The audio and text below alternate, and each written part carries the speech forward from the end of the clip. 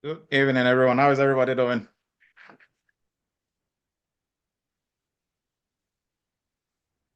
Good. Great. You all Good. welcome to Cyber Chat. Happy New Year to everyone. This is our very first Cyber Chat this year. So Happy New Year to everyone. Appreciate everybody's time. We will start here shortly. Hopefully everybody had a great holidays, great Christmas and New Year.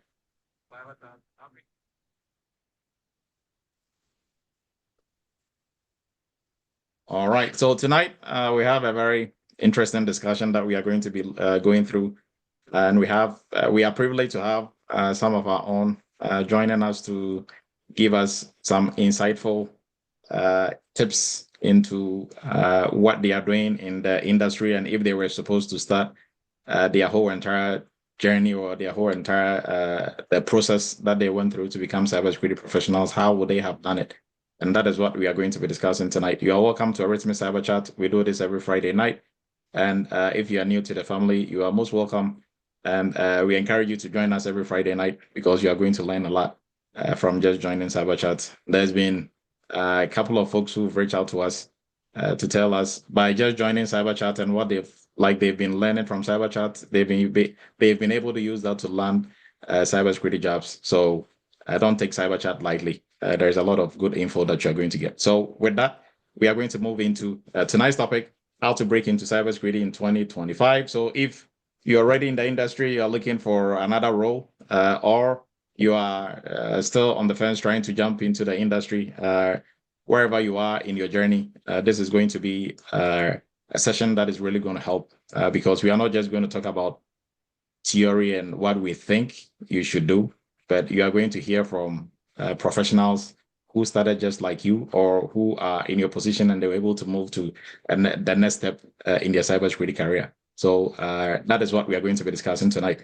Now, Cyber Chat is brought to you by Eretmis Academy, a cybersecurity institute based out of New York. And Dr. Emmanuel Edu, I'm going to be your host, and I have my co-pilot, Michael, is going to help me through during the discussion piece as well. I've been in the IT space for over 25 years now and counting. I'm a member of the Forbes Technology Council. I'm the CEO of Eretmis Inc., a cybersecurity consulting company based out of New York. We are also PCI QSA company, and I'm a QSA myself. And I was also a former United States Army captain, and I've taught in University of Maryland Global Campus and CTC. And I love mentoring and I love sharing the knowledge in the cybersecurity space. So you are all welcome, and we are going to jump in. So Arithmos Academy, we are partners with CompTIA and authorized partners. And what that means is that we have 20% on all vouchers. So 20% discount on all vouchers. And we afford this to all our Cyber Chat members and then also for our students within the Eretmis Academy space. So if you are looking to sit for any of the CompTIA certifications, kindly reach out. And CompTIA is the only organization that is doing this discount and partnership program. ISACA and ISE Square, probably maybe they are yet to come up with something like that, but they don't have anything like that as of now, right? So with that being said, we are going to move on now. Before I move on, now, if you know, in the cybersecurity space, if you are looking to, if you sit for an exam every 3 years, you have to resit for the exam or you have to get recertified. So there are two ways to get recertified. You can either sit for the exam again, or you can prove to the institution that gave the certification that you have been continuously learning in the cybersecurity space. So you can do CPU, CEU, based on whichever organization you are dealing with, or CEs, so continuous educational points. You can use that to renew your certification, right? You can use CyberChat. If you attend CyberChat, you can use it to renew. Now, all you have to do is to put Team Live in the chat and take a screenshot of it. And you'll be able, that counts as one continual educational points. So I think based on the certification you need, some of it you need 20, some you need 40 for over 3 years, so depending on how many they need, if you attend cyber chat enough and you put team live, hashtag team live in the chat and you take a screenshot of it, you can use that rather than prepping and go sitting for the exam again, Right now for Eretmis, we have our Eretmis Cybersecurity group. Now we have the Eretmis Cyber Chat group. Is a new group that we started, and that is purely just for cyber chat, right? So the link will be posted. We have a whole site also for it, so you can also enroll. So we have your email and then the link, so you don't miss any cyber chat or anything that has to do with cyber chat. You are not going to miss out. So the link will be posted, so kindly be on the lookout for it. And for YouTube, all cyber chats are transmitted live on YouTube. So you should be able to have access to it. The live stream is ongoing right now. And then also the videos will be posted right after that. So kindly subscribe to our YouTube channel and make sure you spread the word for any family and friends who are interested in the cybersecurity space, or even if they're in the cybersecurity space already. We can assure you, you are always going to learn something new when you join Cyber Chat. Now for tonight, we will look at cybersecurity news and then cyber news for the week. And then we will look at our topic for tonight. So for cyber news, what do we have in the news? So Internet of Things. Now, some cyber chats ago, we discussed, I think that was around 2021, 2022, some cyber chats ago. That was when there was this conversation about making labels for Internet of Things, right? For us to see their security posture, to see if it has good security posture or not so good.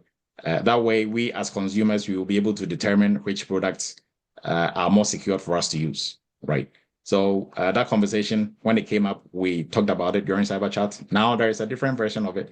Now it has now gradually become a thing, right? Although it is not mandatory for manufacturers, but now it's a voluntary certification system that has been made, finalized. So we are going to look at that. I think somebody posted that in the WhatsApp group, which was very good read. I'm not sure of how many people were able to read that in the WhatsApp group, but that was really good info. So we are going to speak more about this. Now, before I move on, for folks who are not very familiar with cybersecurity technologies and cyberspace, when we talk about Internet of Things, what are we referring to? Maybe one or two people can give it a shot. Internet of Things. Are you referring to all devices that are essentially connected to the internet in some way? Yes. Anybody else? So will my computer be considered an Internet of Things? No. So those are all devices that can connect to the internet, except for your smartphones and computers. Okay. Great. And why do we call them the Internet of Things? Why that name? How did we come about Internet of Things? Any guesses? They're essentially things connected to the internet other than like a computer or a smart device. Okay. Yeah. So like I always say, in the cybersecurity space or in IT in general, they don't try to be fancy. So the name of things are exactly what they are, right? Internet of Things, things that are connected to the internet, right? That's simple, right? Abby, please go ahead. Abby. Yes. Yes. Okay. Can you hear me? Okay. Yes. Yeah. So Internet of Things. We're talking about devices that are connected to the internet.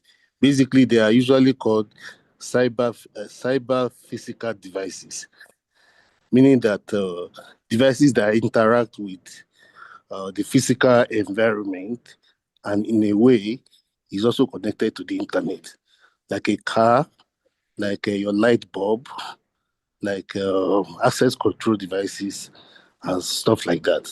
So those are called internet IoT devices. Okay. Thank you.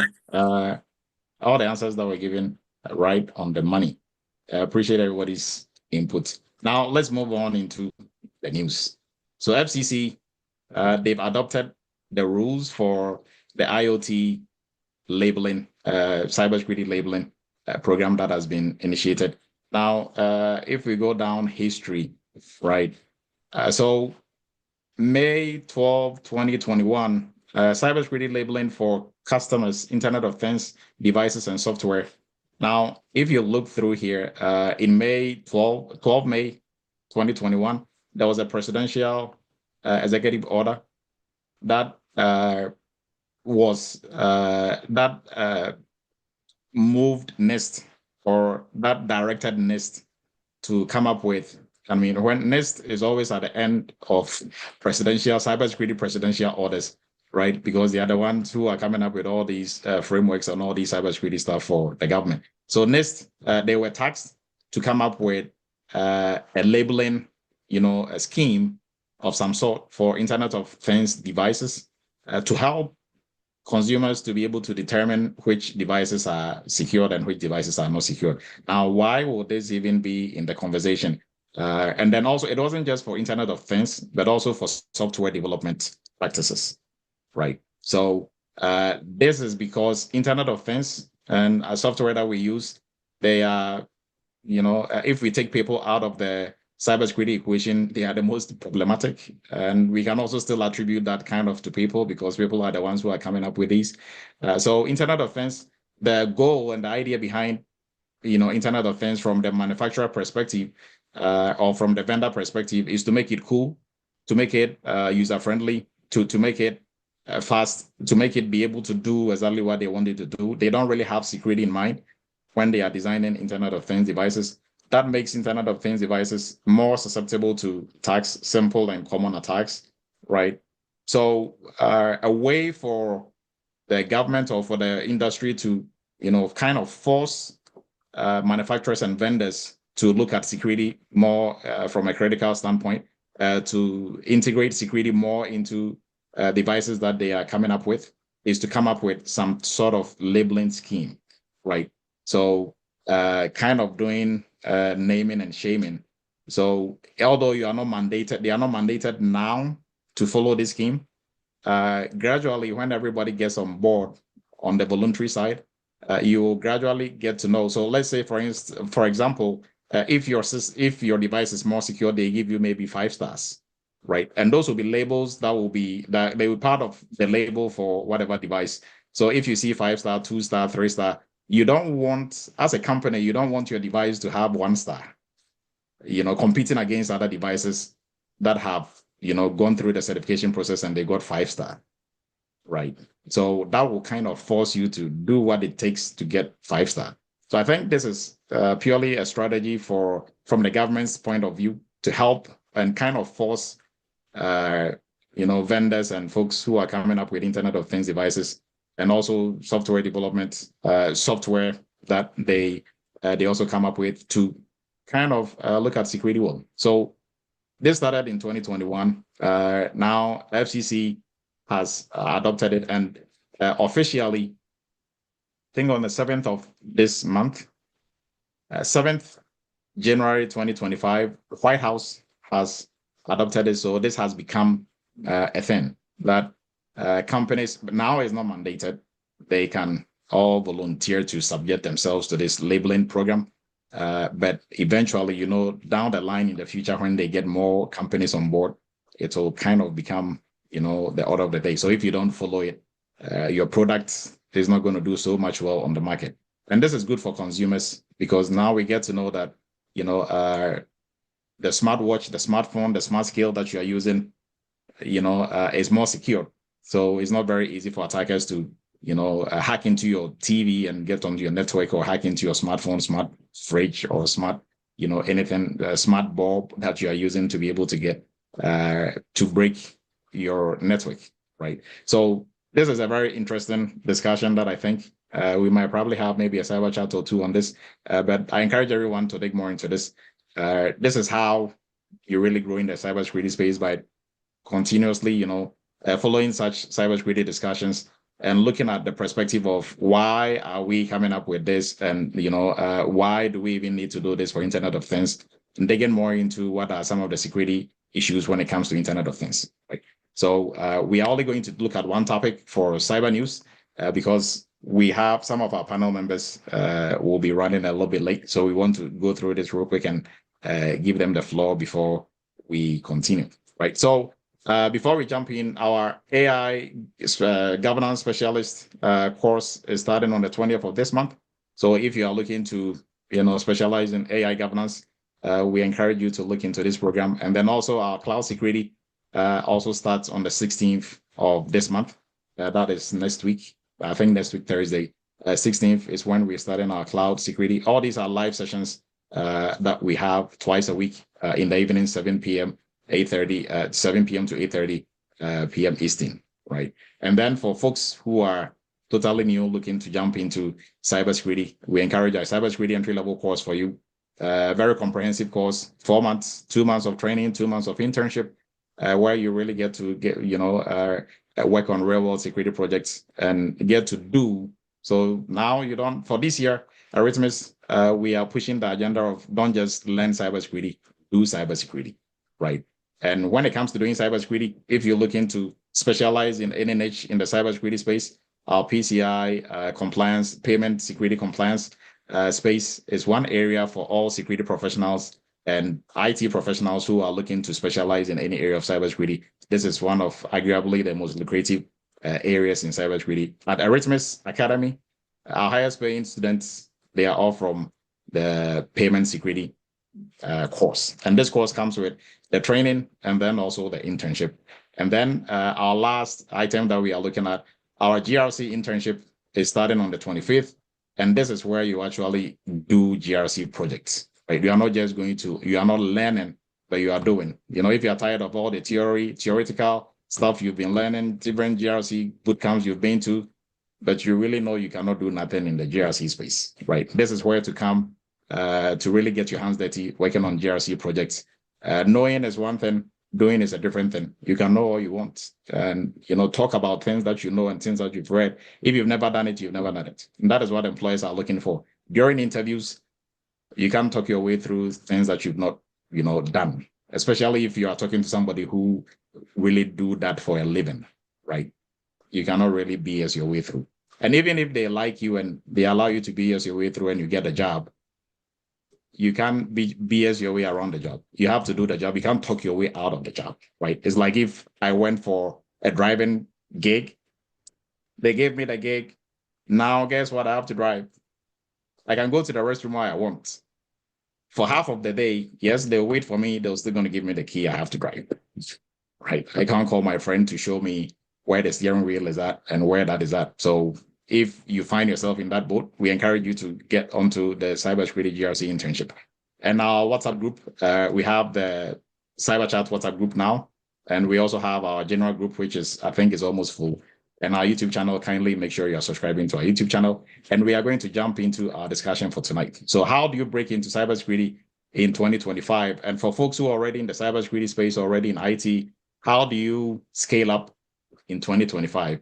And we are going to hear from our expert panel that, they all started from where you are if you are a total beginner.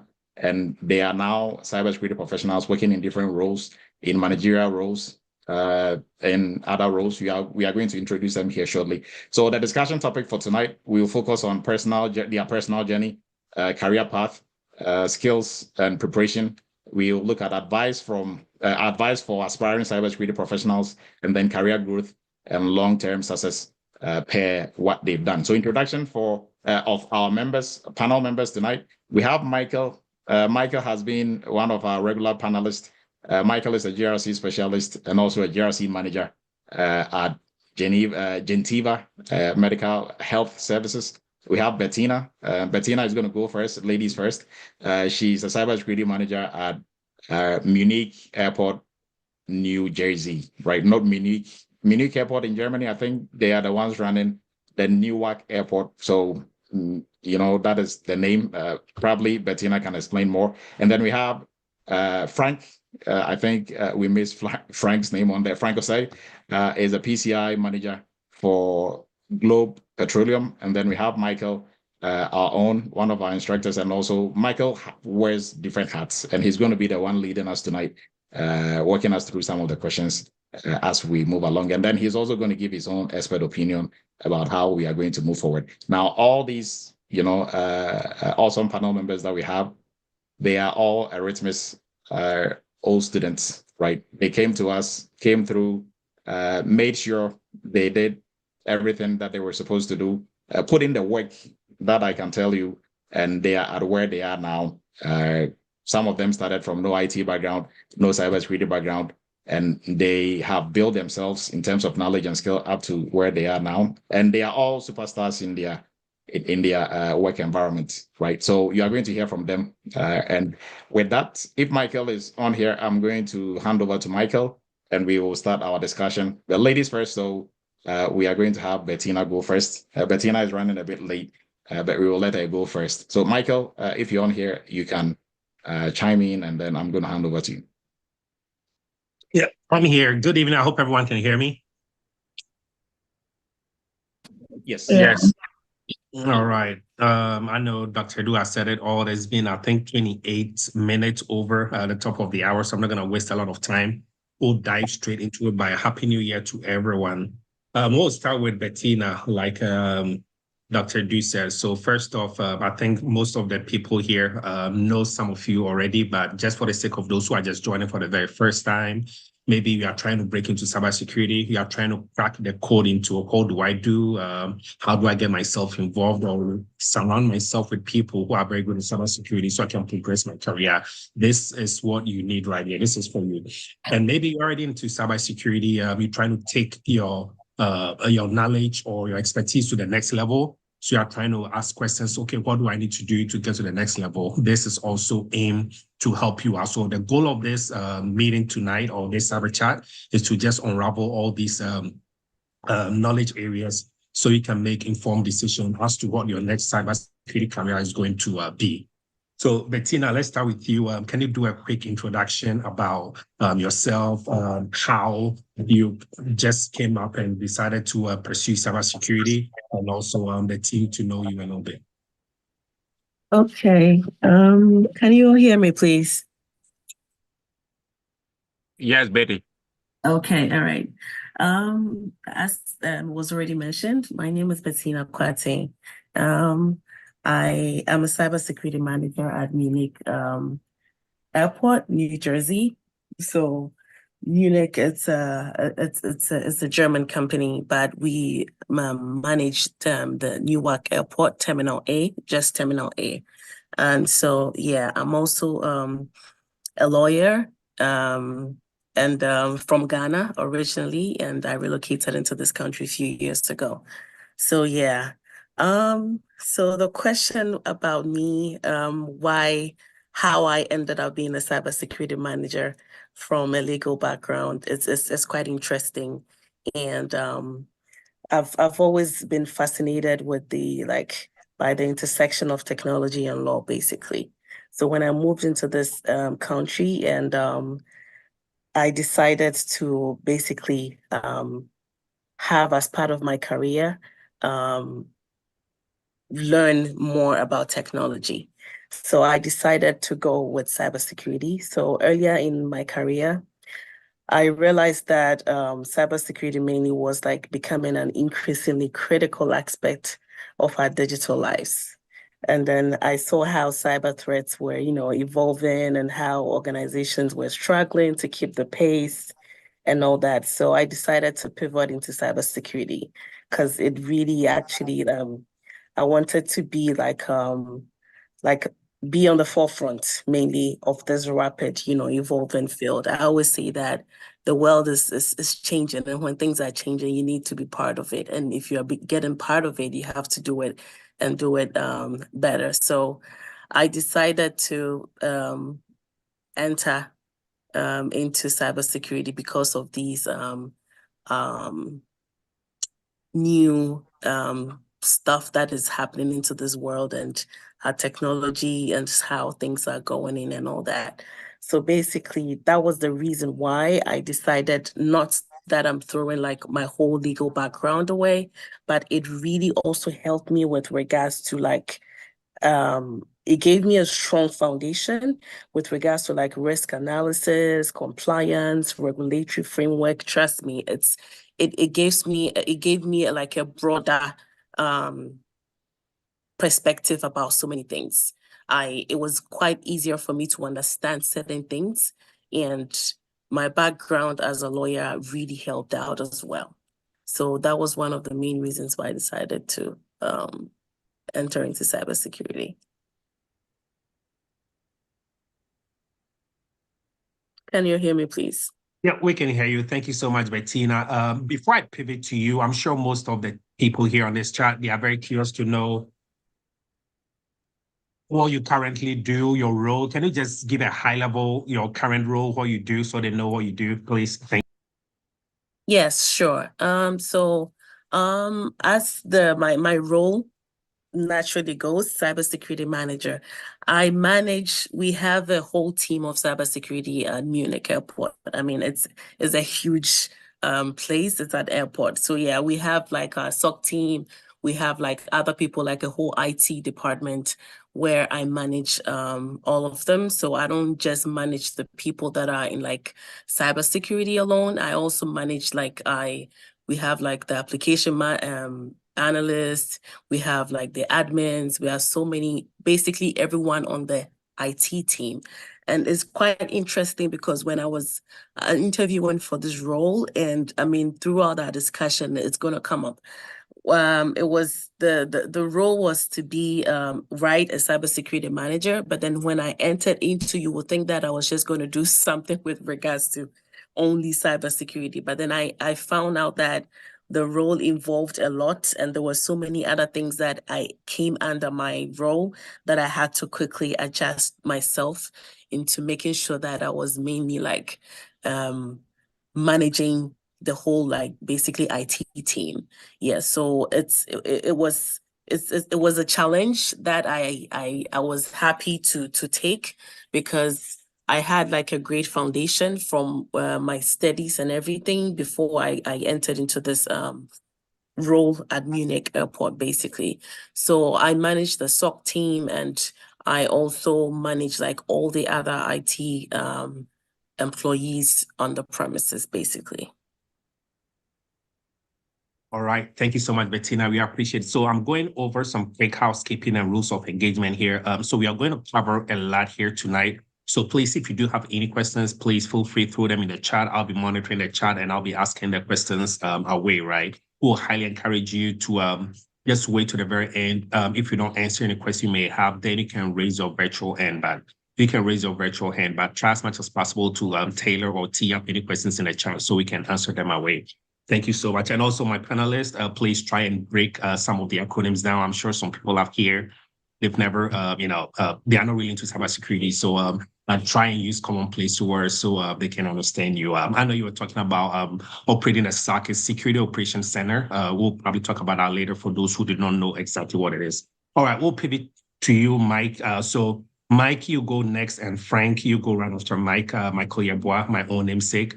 So the same question for you both is, can you share a bit about your current role in cybersecurity and what inspired you to pursue this career? Yeah, Michael? hello everybody. Yeah, can you Great. hear me? Yep, loud and clear, please. Take it away. This is Michael, and I'm currently a GRC analyst, and I've been doing this for the past 2.5 years, going to 3 years. And just like most of the people on here, I did join Eretmis, but prior to joining Eretmis, I was actually in the healthcare sector. So I do come from a non-IT background, so I did join without no prior IT background. So like the most I knew about IT is just how to just simply use the basics of a computer and just go online and surface the internet. So I didn't have any fundamentals, any basics, any principles, or any background in IT. So I took a chance and joined Arithmos, and I did join Arithmos somewhere in 2022.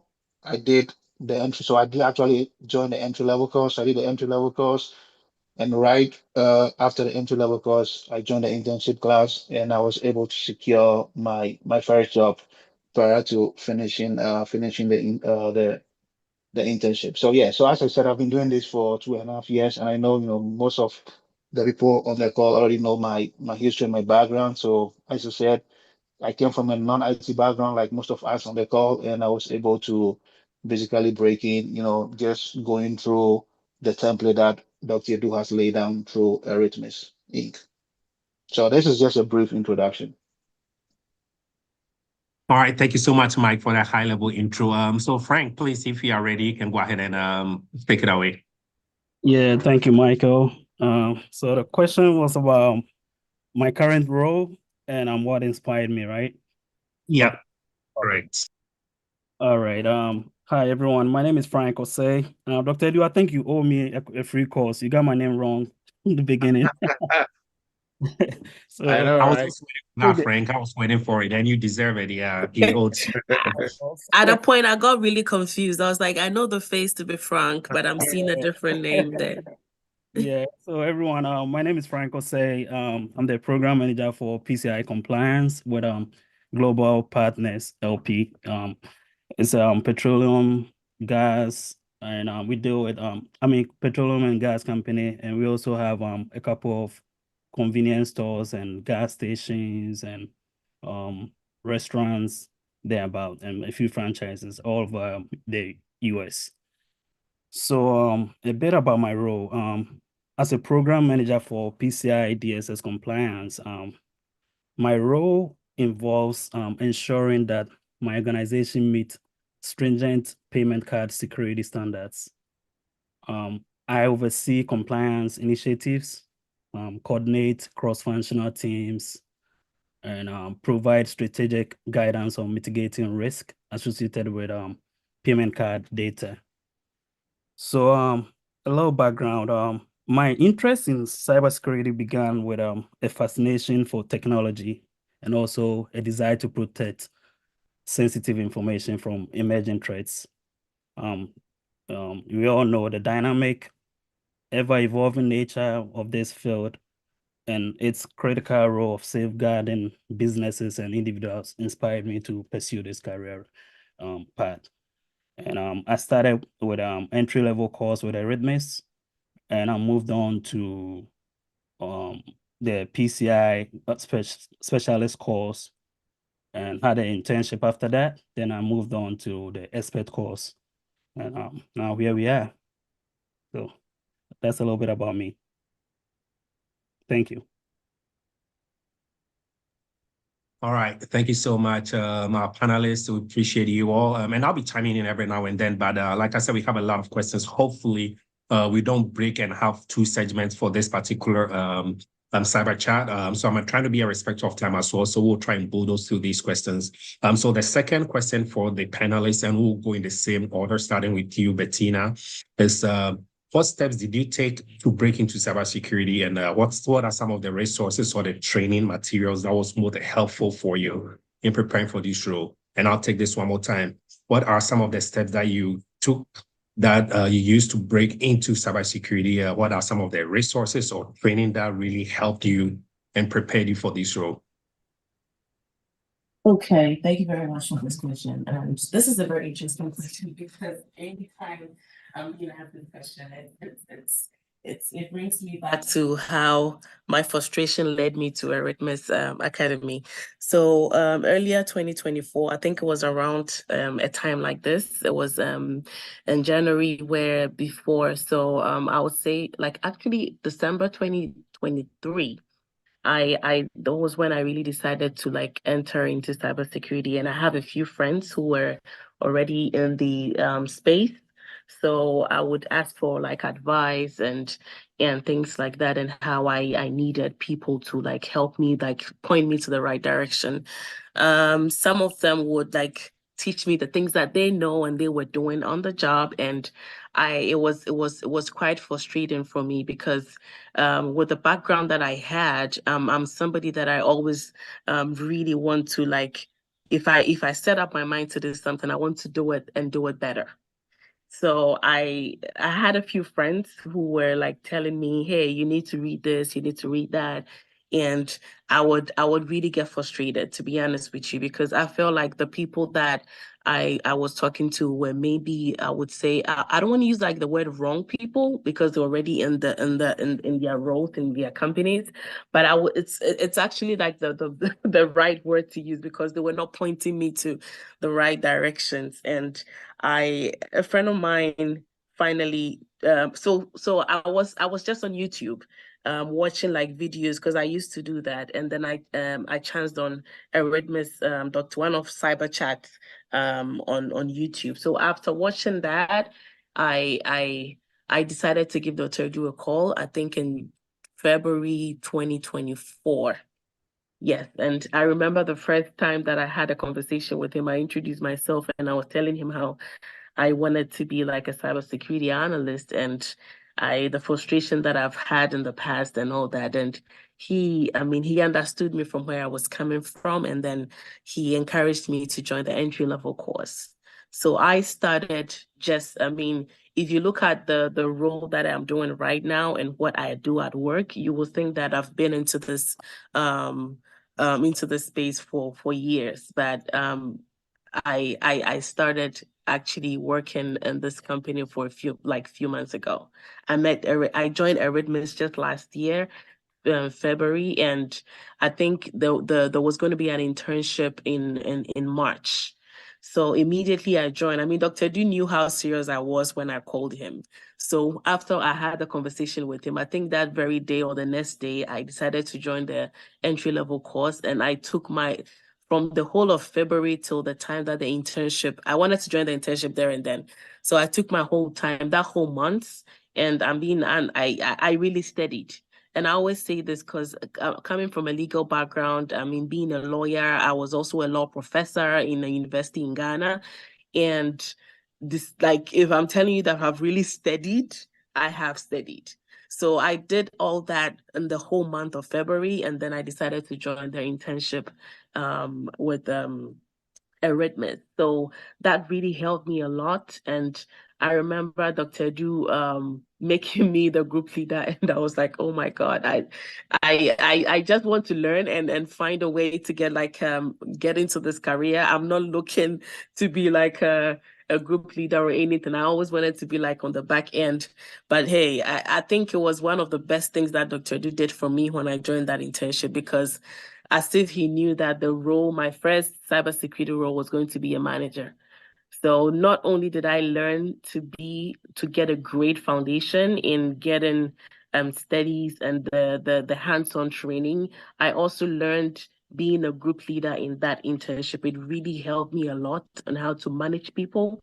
Because in this role that I am in right now, it's not just about the technical aspect or the technical experience that I got from the internship, but also how to manage people, basically. So yeah, so the internship and the entry-level course that I did really helped me, gave me the 100% foundation that I needed to enter into this role. So yeah, thank you.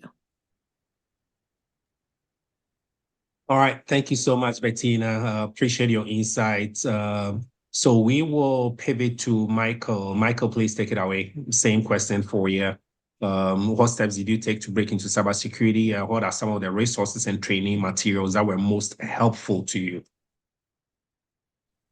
Yeah, absolutely. Yeah, so just like Bertina, like all my knowledge and whatever helped me actually get to where I am currently is through Arithmos. So as I said, I did come in without no IT background, so I did join Arithmos and went ahead and enrolled in the entry-level course. So like everything cybersecurity knowledge, fundamentals, basis for me was from Arithmos, right? Because I really didn't know that much about cybersecurity before joining Arithmos. So once I joined, I just followed the template. So that's the online material course that has been provided by Dr. Edu. Once I enrolled, and then once I finished with the entry level course, that's when I joined the internship class, right, which was for about 2.5 months. And I can't remember when I started the internship class, Dr. Rino was pushing and actually advising me to start applications, right? Because initially I was thinking about waiting to finish the internship, then start applying for jobs. But I quite remember Dr. Edu actually pushing me and telling me, hey, it doesn't cost you anything to just at least put in some applications whilst we are working on the internship. So yeah, so I was actually doing the internship and applied for a job, and I was, luckily enough to be able to secure the job prior to ending the internship. So for me, I would say knowledge wise, everything I actually, acquired prior to breaking onto my first job was through Arithmos. So I didn't like do any classes anywhere or went to any course materials anywhere else. Everything like my journey path was through Arithmos. So like everything I did from A to Z was through Arithmos, and then I was able to land my job. So so I'll just say Arithmos for me. That's it. All right, thank you so much, Mike. Everything that I did A to Z through Eretmis, love it. Frank, if you are ready, can you also let us know your thoughts here? Yes. So I think for most of you probably don't know, but I'm one of Eretmis pioneer students. So we're like Dr. Edu, I think we're like 3 when we started. So basically, a mentor mentioned cybersecurity to me, and for most of us, when we migrate from different countries to the States, there's this push from African parents and relatives that they all tell you to pursue a career in the health field, right? So initially, my thought was to go into pharmacy or nursing, and the mentor discussed my career options and stuff, and he pointed that the cybersecurity way to me, and I'm like, oh, you know what? Let me check this out. So I reached out to Dr. Edu, and he's like, I have a course coming up, and if you would like to enroll, you're more than welcome to join. So that's how I started, and I believe breaking into cybersecurity then it requires a blend of education and certifications and also hands-on experience, which Arithmos, of course, provides all that through the entry level and the internship. I started by taking Eretmis Academy entry-level course, as I mentioned earlier, and obtaining foundational IT certifications such as CompTIA Security Plus, and also gaining solid understanding of networks and systems.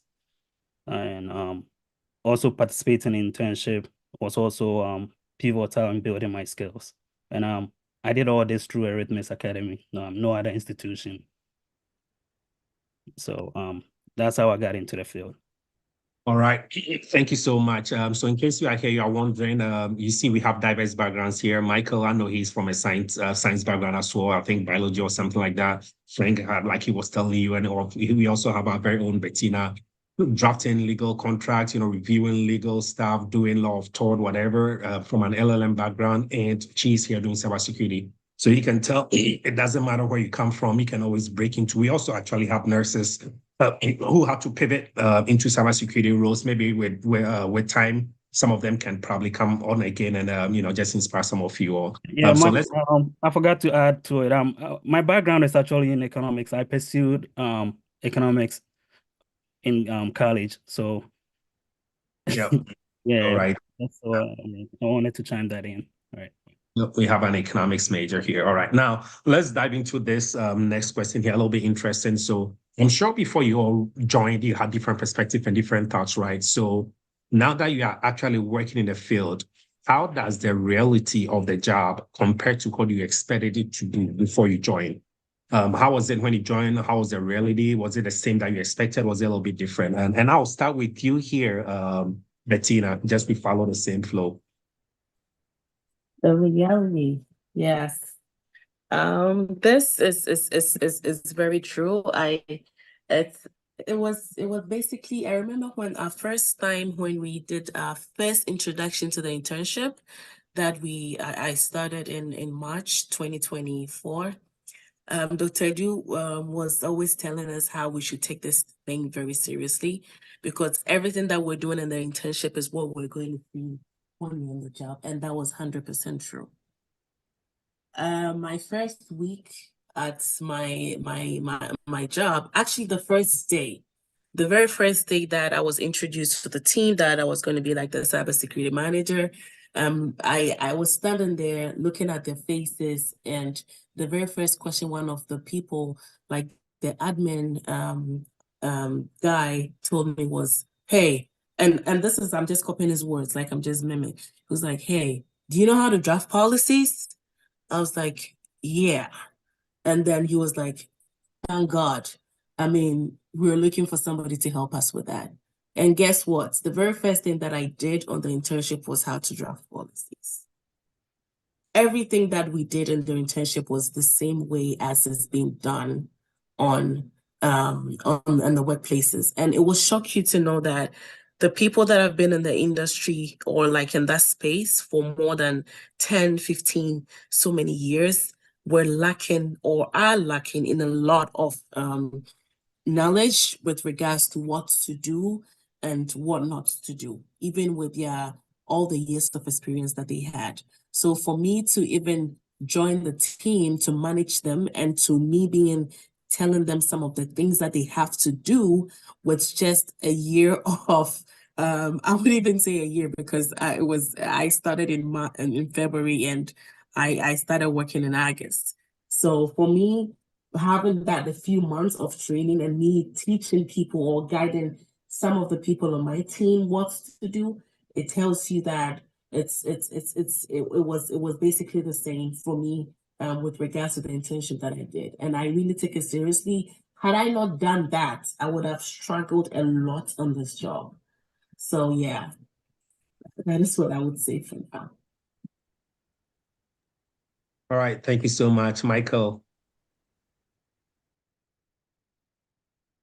Yes. So for me, as I said earlier, like I did come in with no prior knowledge about cybersecurity, right? So what little I knew about cybersecurity was more or less, from movies where you see people with all those, 2 or 3 screens, right? And all those graphics. So that's all I knew about cybersecurity. But then once I got and once I joined Arithmos, that's where my knowledge started opening up and understanding that there is more to cybersecurity, right? To just the little that we see. So cybersecurity is very broad, right? We have different areas under cybersecurity. So we have the operations area, and then we have the compliance area, and then under the compliance area, we have different areas, right? So with me, with through the training that I got with Arithmos, I was actually like once I got onto the job, my expectations were actually met, right? So like the training that I went through with the entry level course and with the internship, once I got onto the job site, like whatever I'm doing today is basically what I did learn through the internship, right? So like with my current role, I oversee our policy review process, right? So I'm actually in charge of all our cybersecurity policies. So ensuring that our policies are updated, right? Updated in a timely manner, and then making sure the policies are published and made available to all users, right? All users or employees within the company, right? And I also oversee our vulnerability management process. And I'm just giving the high levels, without going too much into details, right? And I also oversee our third-party risk management, and which falls under risk management, right? So risk management, I do risk assessment, I do third-party risk management, and third-party risk management, right, goes both ways. So one is when so basically I'm the one doing the assessment on the third-party company, and the other way around as well is when the other company is doing assessment on us, right? So when the other company is doing the assessment on my company, I'm actually I'm actually the person who has to provide, the evidences to make sure that we are in compliance with that several service level agreement with the other company, right? So those are some of the areas I oversee. I also oversee our audit. So we are in compliance with SOX. So I manage our SOX program to ensure that we actually in compliance with the SOX standard. So when I say SOX, is the SOX, right? The Sarbanes-Oxley. So I ensure that we stay in compliance with that as well. I'm also in charge of training awareness training, right? So basically ensuring that, hold on. Yeah, ensuring that basically we update our training materials, on an annual basis, and then make sure that the training material gets approved and then made available to employees as well. And I also manage our DLP programs, right? So data loss prevention program as well. So, these are some of the things that I currently manage on the job site. And most of the things I actually did during the internship. So like my expectations between the internship and what I'm currently doing on the job site, like there's no major differences, right? It's not like I was hit with a shock. I actually expected what I was doing. Like I actually knew through the internship, right, that this is what I'm going to be doing as a compliance officer. So on the job site, my expectations were actually met, and I wasn't, there weren't any surprises for me. So I'll say that's it for that one. All right. Thank you so much, Michael. Yeah. So as you can hear, Michael just, he works different parts, very experienced as well. So as you can see, so we have about 102 people, over 100 people on the chat here today. And we are 57 minutes over when we started, like into the cyber chat, said just doing a time check and also personal count here. So we all know where we are. So Frank, can you please let us know some of the reality when you faced probably your first couple of weeks when you joined the job, something that you never thought about, but you just walked straight into it and you were a little bit surprised or anything like that? Okay, where should I begin? You know what? I'll start by saying the reality of working in cybersecurity is both more rewarding and more demanding than I initially expected. While I anticipated a technical focus, right? I've discovered the importance of communication and collaboration. There's been times where you reach out to people via emails, and it could be days, and they pretend as if they don't see it. You have to chase them on Teams and whatnot. When I first started on my second day of orientation, this is what happened. I have this story to share. I think I've shared before. On my second day of orientation, I was pulled into a kickoff meeting with a third party company, a KYC company that was conducting PCI assessment for the company. So there I am, no knowledge of the company. I'm about to work in, and I've been pulled in like, hey, you say that you are the PCI expert. So there's this meeting that we're having with this third party. So you needed to sit in and, kind of steer it somehow. And for some reason, I was able to, based on the training I received from Eretmis, I was able to, excel in that meeting for some, strange reason. And that was my second day with the company. And I was even able to point out some flaws in the companies that we're engaging with. The document they sent over was wrong. I was able to point that out and show them that, hey, they need to change it. And eventually they did change it. So that was my shining star right there from the beginning. And all this, I would say, was based on the knowledge I acquired at Arithmos through the internships and the PCI specialist course and the expert course. So the another challenging part of the PCI or the cybersecurity field is the need to stay updated with like constant changes in the in threats and standards, and also, it makes this field intellectually challenging sometimes. For instance, the PCI just came up with I believe 2022 they came up with 4.0, and in no time they changed it back to they changed it again to 4.0.1. Keeping up with those becomes a bit challenging, and but then you do see some tangible impact of safeguarding data, and also is rewarding. So yeah, I think it's worth the hassle. So those are the realities of the field to me. All right, it is worth it. Thank you so much, Frank. You are kind of diving me into my next question here. So we have like over 100 people here on on the chat here tonight trying to learn. Some of them are just very new that have no idea what cybersecurity is. They don't know which area to break into. So my question to you all is, and I'll start with Bettina first, using the same flow. What are some of the important skills or knowledge areas that you recommend for people who's trying to just land an entry-level job? And with that, I mean, what are some of the basics? Will you recommend them going back to the basics, learning the CIA triad? Are you going to tell them to focus on third-party risk management, cryptography, identity and access management? Like, what are some of the focus areas? Someone just come to you, know nothing about cybersecurity, trying to start a career. What are some of the important skills? Do they learn how to code? Do they learn Excel? Do they have to learn how to read and write? Like, what are some of the helpful tips that you give someone today, no background in cybersecurity, and trying to pursue a career in an entry-level role? Okay, thank you very much. And this is something that it's very I like this question because it brings me back to the time that I wanted to start to join become a cybersecurity analyst.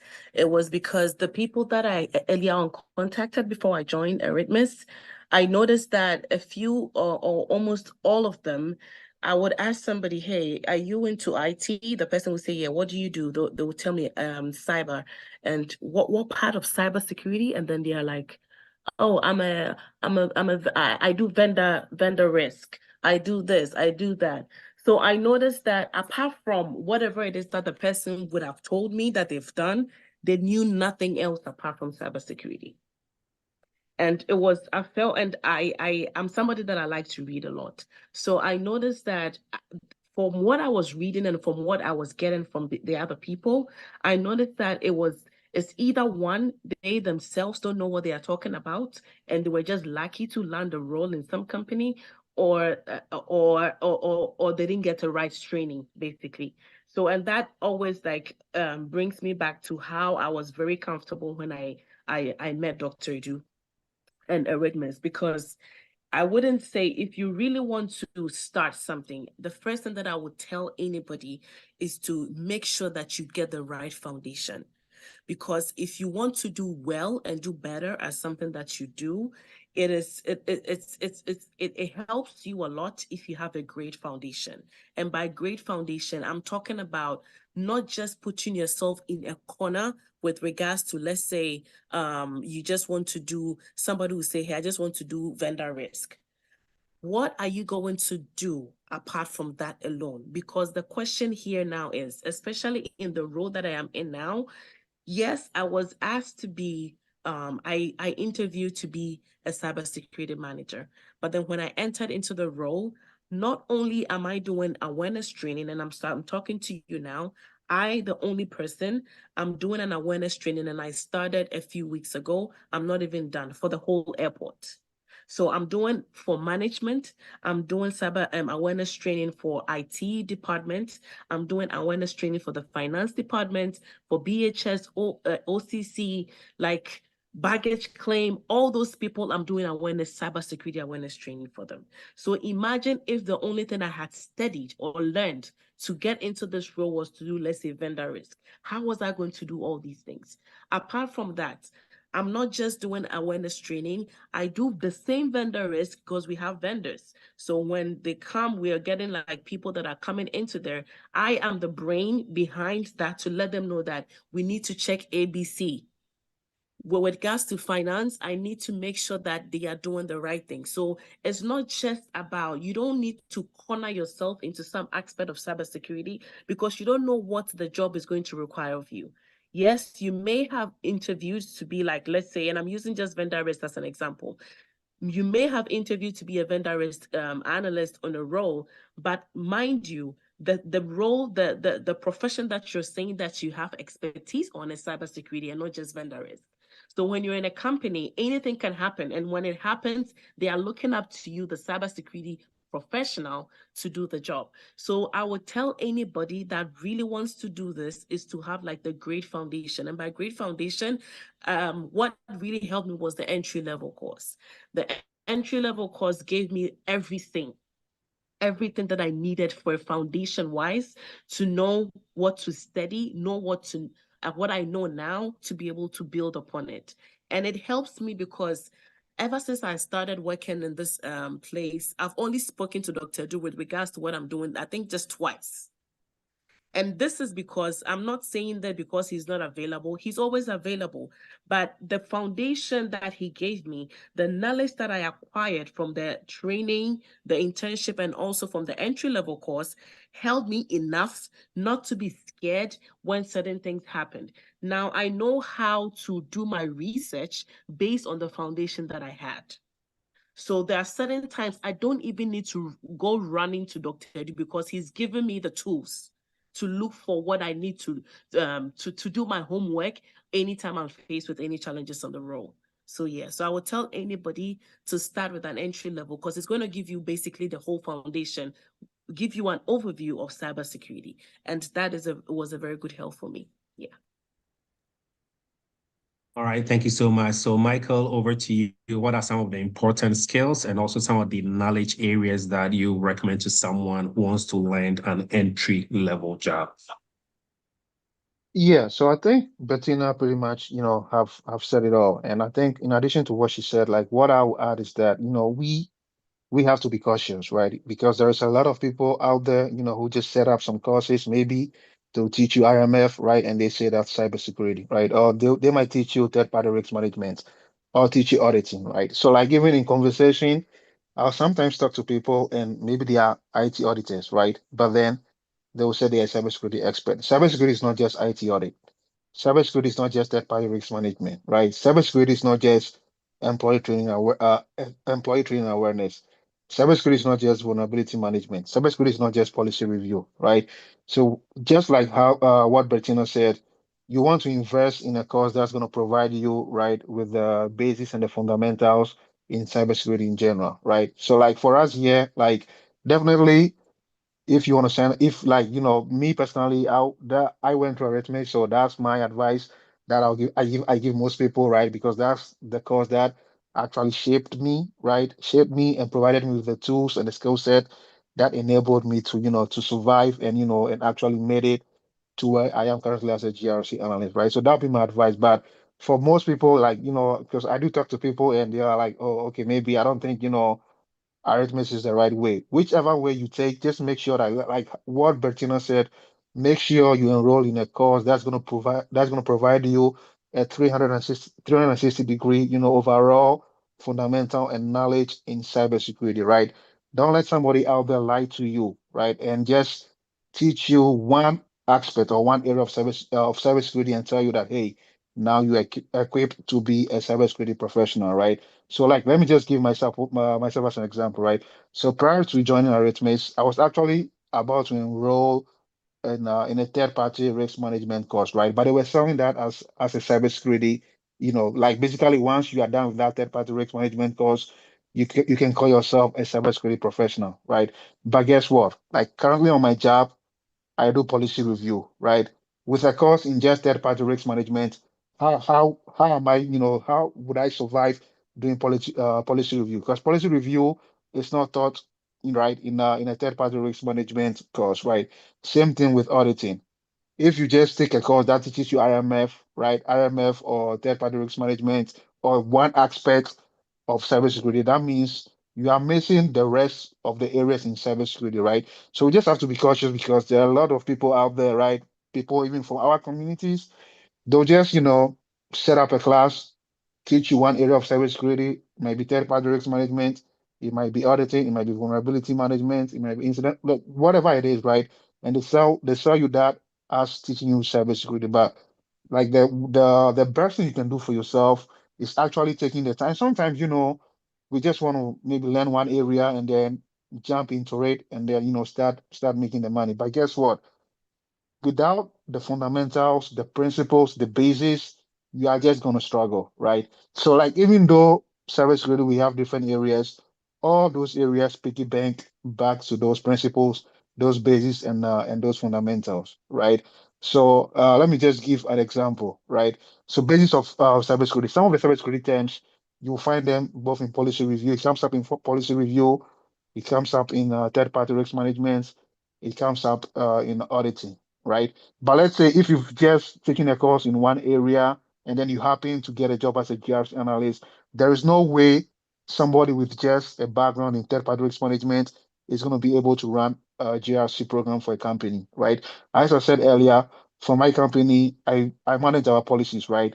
We have probably about 60 to 65 policies.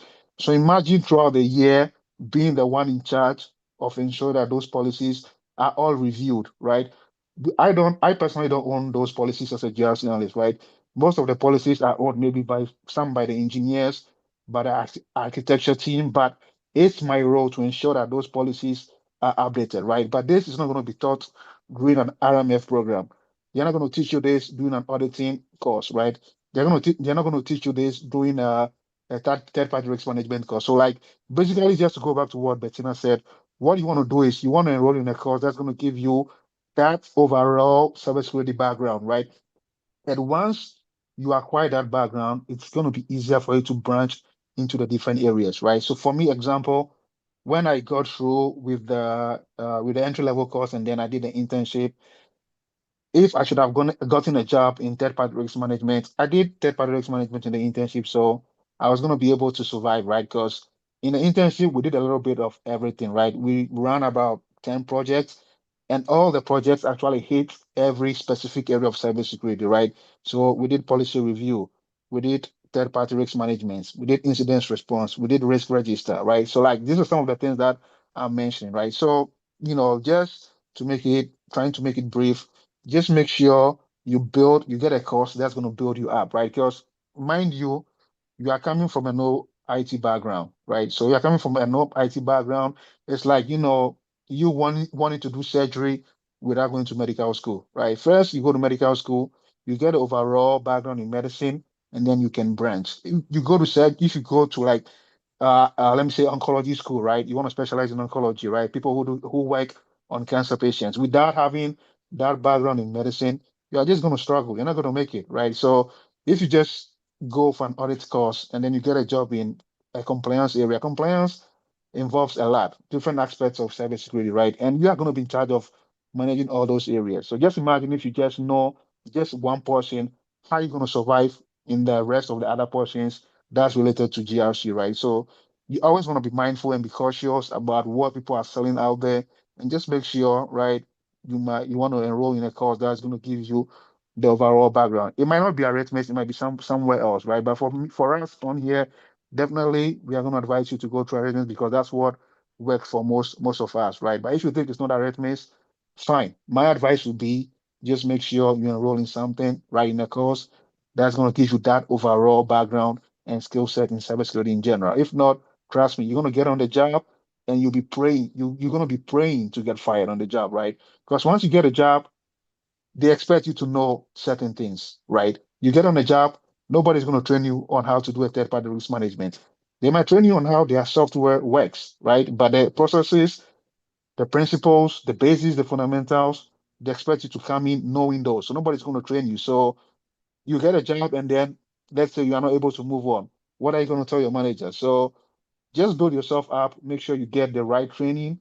If not, as I just said, you are just going to be you are just going to pray for them, to fire you because you're not going to be able to function and do the job. So I think that's it for that one.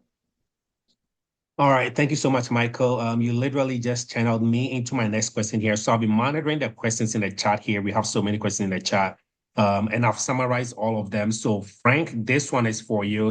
Frank is a PCI guru.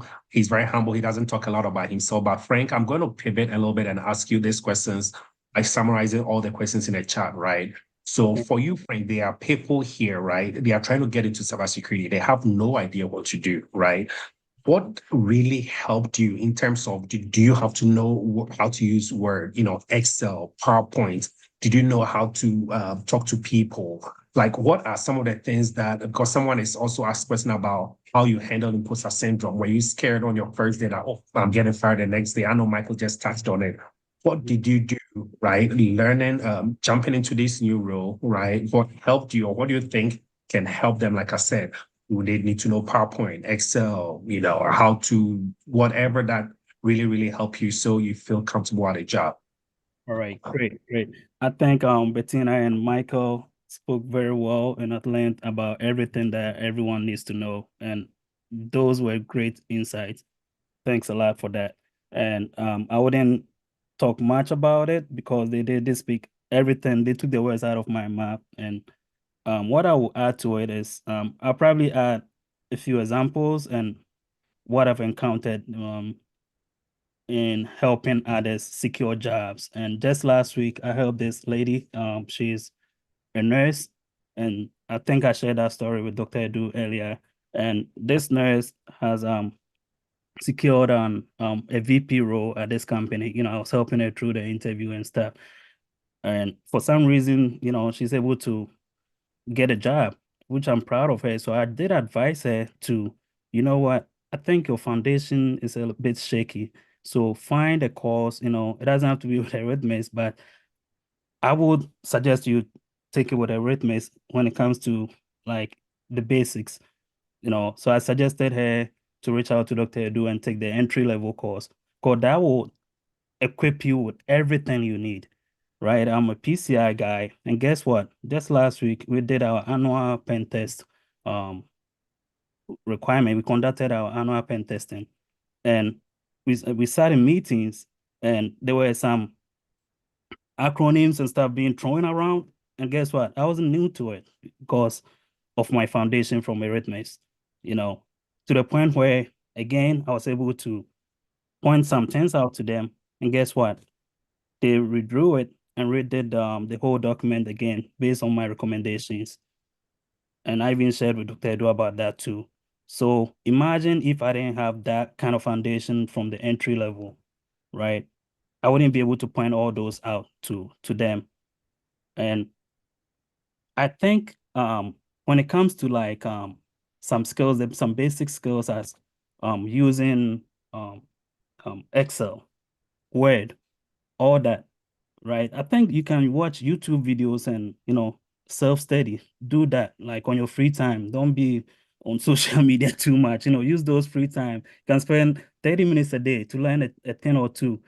And guess what? Those of us in the field, we don't know it all. Every day, I'm continuously learning. I'm watching videos, right? Building on myself, like on top of whatever I've learned already. So my advice is to invest in yourself. Don't think about the money. And imagine spending like, I think the entry level, how much is it now? Less than 10 grand, like 5,000 something, and making upwards close to 200K, right? There are people who went to college for years, have all the student loans, and they're still paying. And you just took a course like this, and you're able to take care of your bills and all that. So I would suggest, get the basics. Don't be, and before you sign up for a course, do your due diligence, dig into the person. Because there are a lot of people, as Dr. Edu always says, selling air out there. I've had students reach out to me, I'm not going to mention names, that they took some course elsewhere and they still owe them like 15K there, about still paying. But guess what? They are back to Dr. Edu, trying to get into some sort of career, and they still owe that money that they're still paying. They didn't get anything out of that course. So I would add to what they said, do the due diligence, dig deep into whatever course you endeavor to take, check the person or whoever is, going to teach you, dig them out. I'm not going to come here and be like, oh, sell Arithmos to you or anything. Just, investigate and do your own research yourself, and you'll see where you can get with that. And that's all I have for that. I believe that's all. All right. All right, thank you so much, Frank. So there's a lot of questions here. So I'll just add my 2 cents here and just summarize everything here. So for those of you who are wondering, one tool that I know you use every single day is Excel. I'll probably have the panel chime in here a little bit too. So I would highly encourage you just go back to the basics. Cybersecurity people think we don't use Excel. Well, Excel is part of your GRC tool, right? A tool that you use on your daily job is Excel. I cannot stress this enough. So please, if you don't know how to use Excel, it's not the end of the world. Watch YouTubes, right? If you are in a family home, whether your spouse, brother, sister, whatever the case may be, if anybody knows that, set that person down, let them teach you, dive into it. You can literally go to YouTube. You can watch videos on how to, pretty much master Excel from scratch to an advanced or intermediate level, right? PowerPoint, you'll be asked to do presentations, right? So I guarantee you have to learn how to prepare common slide, right? Same thing. So just take your Microsoft Office suite very seriously, because you'll be using that daily on the job. Tina, I'm going to pivot to you.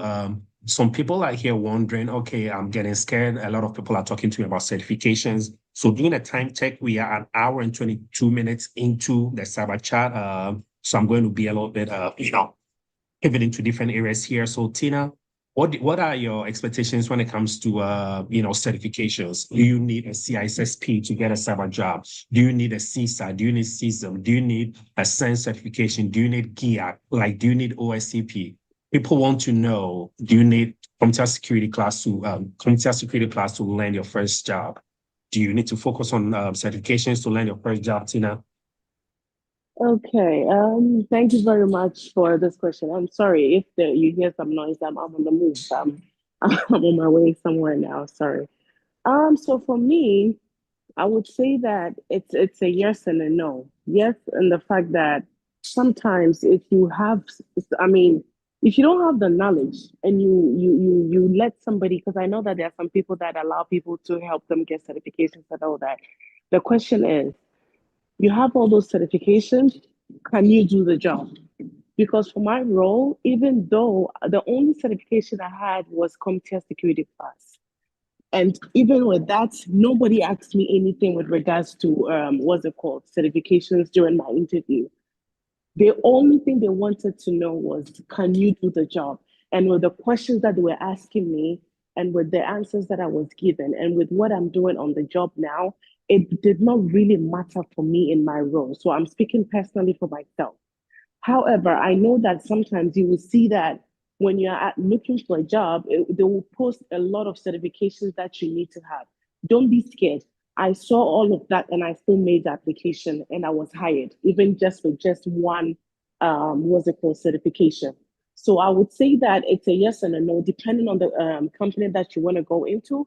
But at the end of the day, even if you get all the certifications and you don't know how to do the job, certifications does not mean that you can do the job.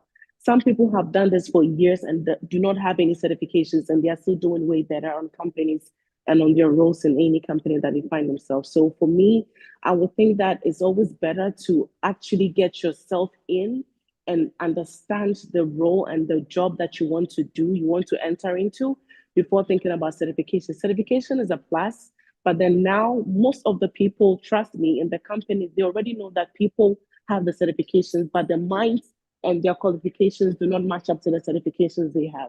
So that is what I would say for now.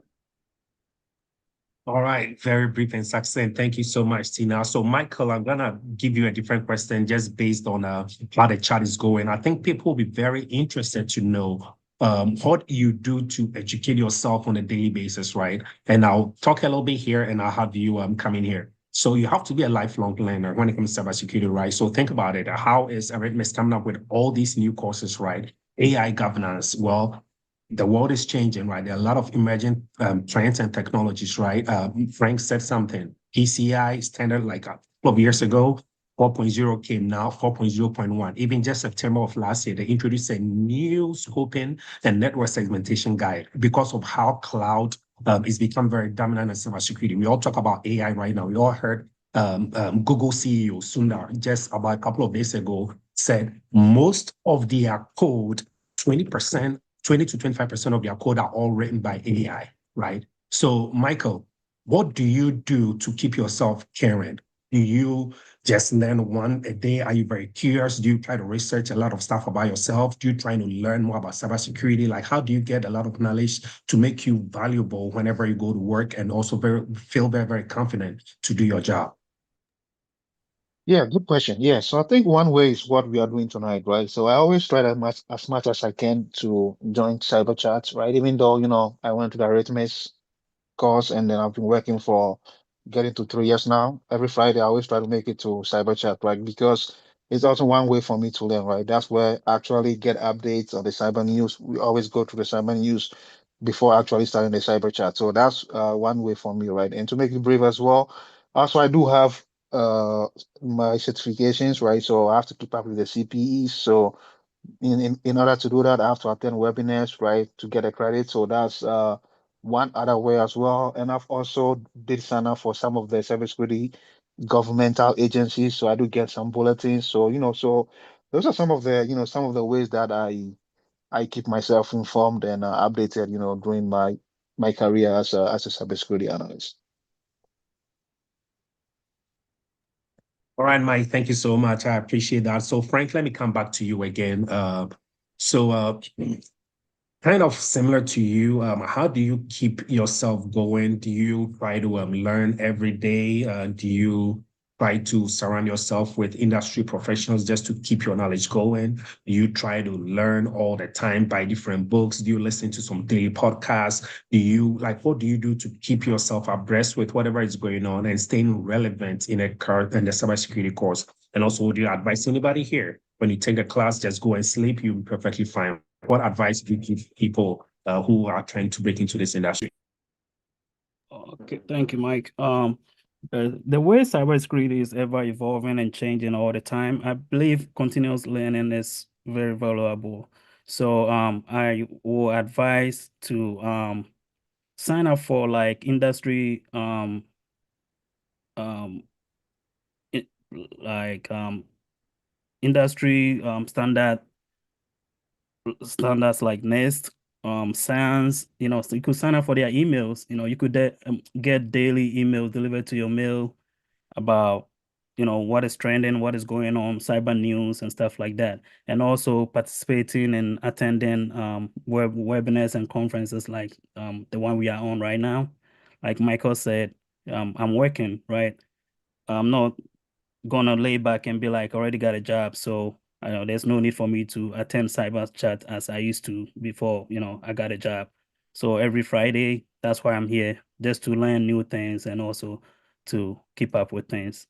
So I suggest doing those, attending webinars and conferences, and also, reading articles and having those delivered in your emails daily to keep up with stuff. All right, thank you so much, Frank. I appreciate that. So, Bettina, we are back to you again.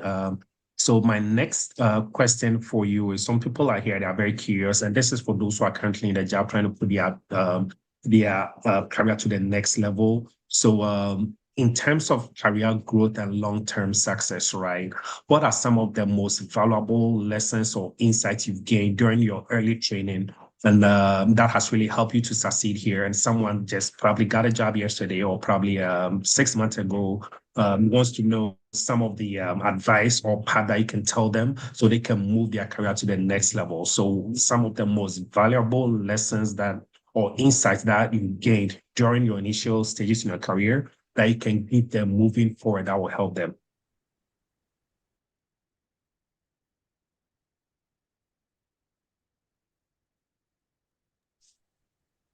And this is for Bettina. I don't know if she's still here. Let me check.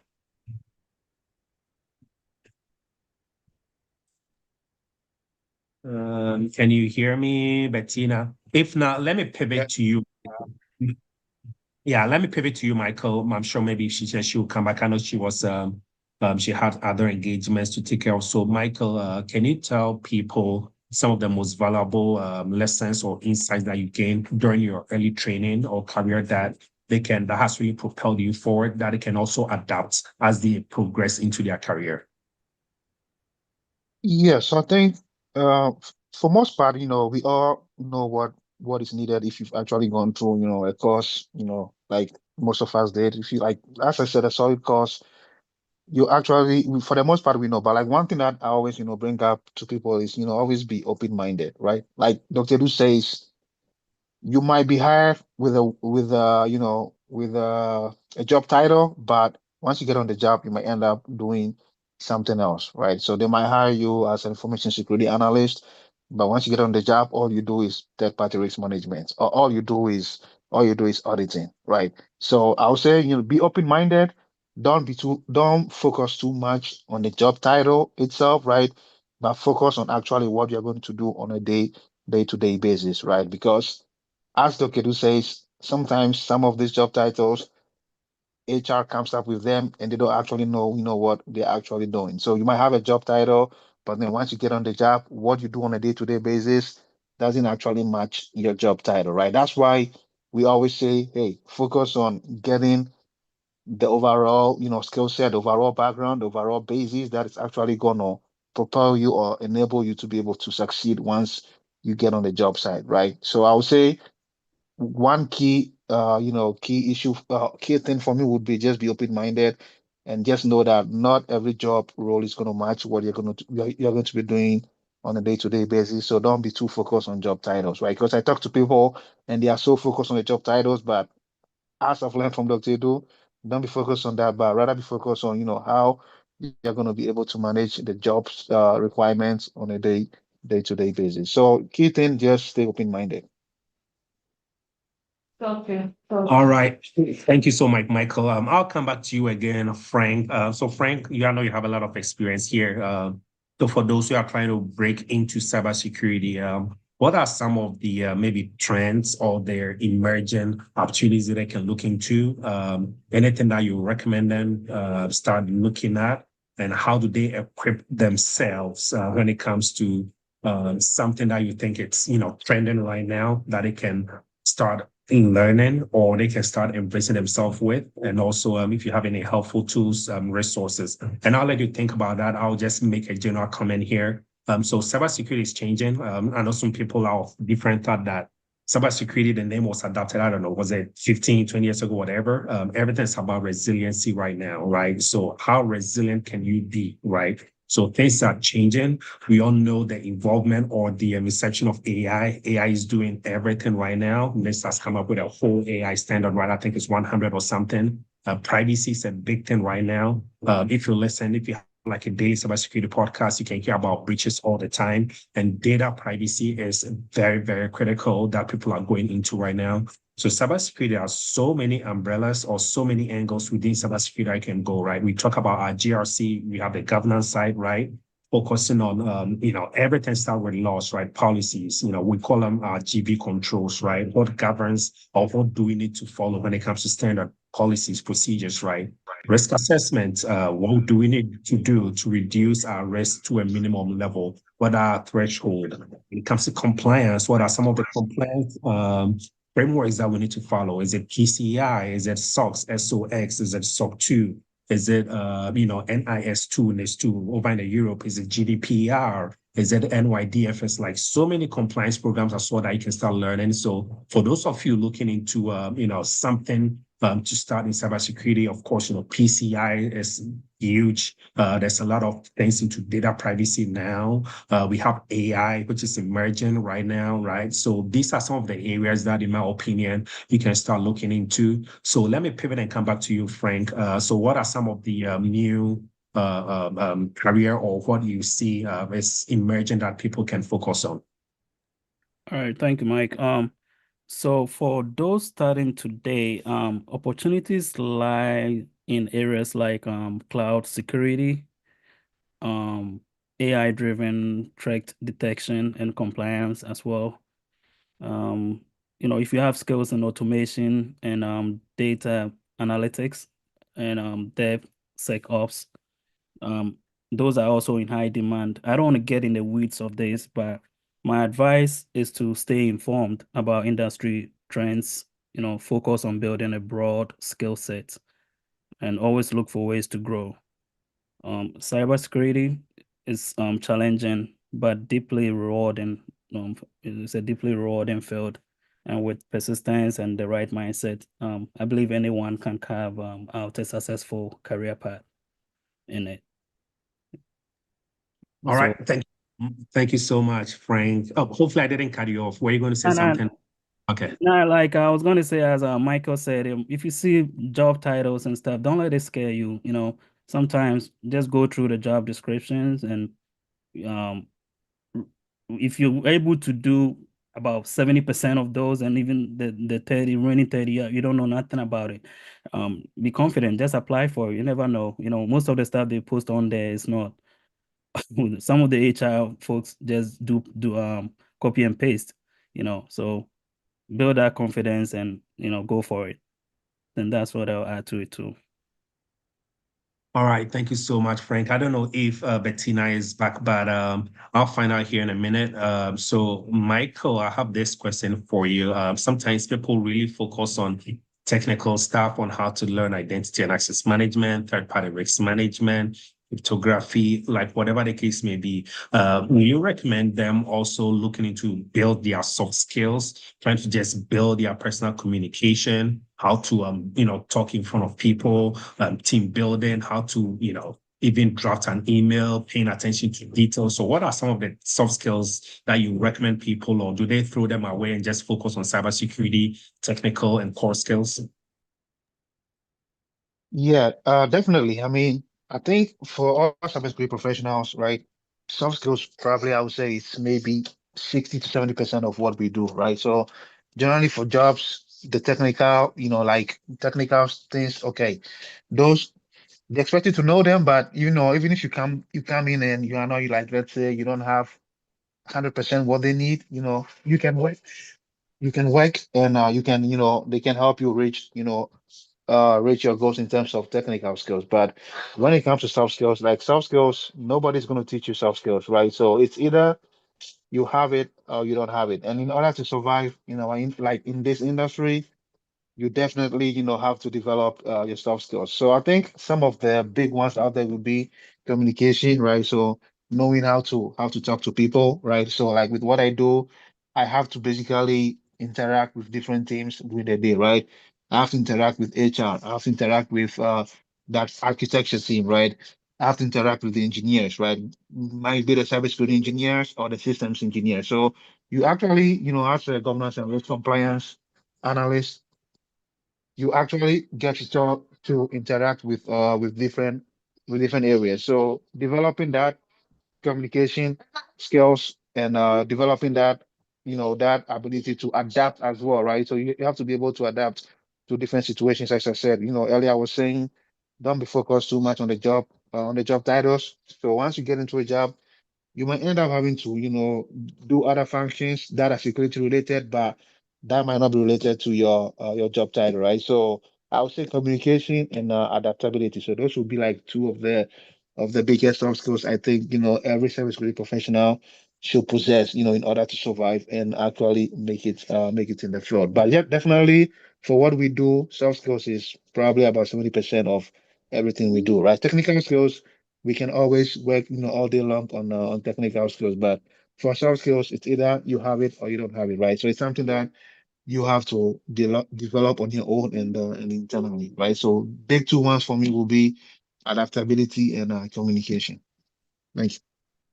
All right. Thank you so much, Michael. I couldn't agree more with you. And you hit the nail right on the head. Please take your soft skills very, very seriously. I cannot stress that enough.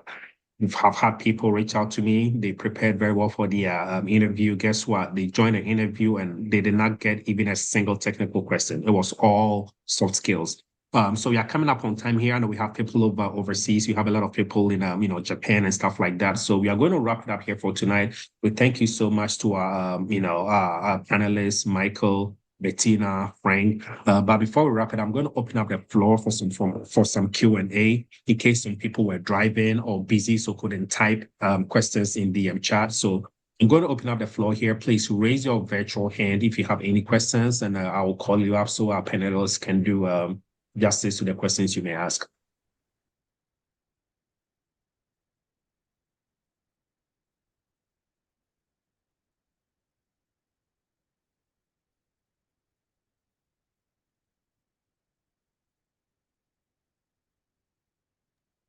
All right, I am going through the chat here, trying to see if there's any hands raised. I do not see any. I don't know, Dr. Do you? Do anybody see any hands raised, virtual hands raised here?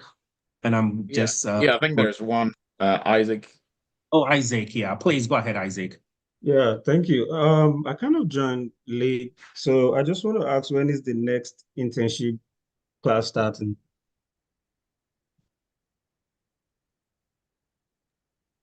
25th of this month is when the next internship is starting. Sorry, I didn't get it, Claire. Oh, 25th of this month. Okay, that's good. Thank you. Welcome. Yep, 25th, so 15 days from now. All right. Anybody else, any other questions? I'm going through the chat here. And like Dr. Du said, please, if you already have a certification, you need continuing education points or CEUs, please just type Team Live in the chat here. Just take a screenshot, file it away, and you can submit that for whenever you need to renew any certification. All right. If there are no other questions, we appreciate you all. Probably have Daniel. Yeah, Daniel has his hand up.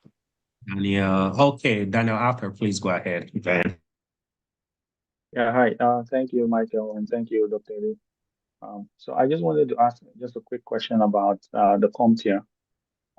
So this continuous education points, does this also apply for the CISA Plus, or can we use this as well, or it Correct. doesn't? Yes, you can use this Cyber Chat right here. Just grab a screenshot and just file it away. I actually did a video on how to even upload this to the CompTIA Sec Plus, your CEUs, right? Through the CompTIA website. So you can go to our Arithmos channel, YouTube channel. You see a video of how to upload it. But yes, to your question, you can take a screenshot and you can use this as one of your CEUs. Okay, no, but this is not for security class, for CISA Plus. Is it possible? I was talking about CISA Plus, not security class. Do you say CYSA? Yes. Yeah, absolutely. You can use this as well. Okay, all right. Yeah. Thank you. Absolutely, yeah. Thank you. Going through the chat here. So Nina, please go ahead, Nina. Hello. Okay. I was late because was working attending the webinar tonight, but I wanted to know if there would be a replay available. Absolutely. Every single cyber chat is recorded. So please be looking forward to Eretmis communication platforms on WhatsApp, email. So you should be receiving a recording when the Zoom recording is made available. And it's always transmitted live on YouTube as well. So you can always go to the Eretmis YouTube channel and you'll find every single cyber chat on there. Okay. And then based on the website and based on what you stated earlier, also you stated that the next internship would start on 125. Correct. And is that for beginners? Absolutely. Yeah. Internship. Of course, if you don't have any experience, yeah, you can use that as well. So in Arithmos, I don't know if you're talking about the entry-level class or just the GRC internship. So we always try to be very accommodative and very all-inclusive as well. So if you don't have any background as well, please, I highly encourage you just come in there. We have likewise people joining as well. So you have your time worthwhile. So. Okay, because I do have IT experience. It's just a little outdated from over a decade ago, but not specifically cybersecurity. It was more of technical support. And so. Yep. You are perfectly fine. Go ahead and join a class and yeah, we will pick you up exactly where you left off. Okay. Yes. So someone is asking, Buahin, have a CompTIA class and skills in VM, have been applying for jobs. Yeah, we can probably discuss this offline, but for anybody, if you're applying for jobs, you're not getting any hits, maybe you might have to look at your resume, see how you can design your resume and tailor the resume to fit that specific job description. There are ways of doing that as well. I think Dr. Duo, I think we've covered this in the previous lessons before, but Buahin, please, if you can, if you are not part of the Eretmis WhatsApp chat, I will highly encourage you to join. Post that question in there, or just send an email to Eretmis. All the information has been provided in the chat here. One of our experts will reach out to you and help you in that regard. And this is for anybody else. If you have any follow-on questions or questions you want to do like a one-on-one chat, probably don't have time to discuss everything here, please send an email to david@eretmis.com and we'll answer all your questions for you.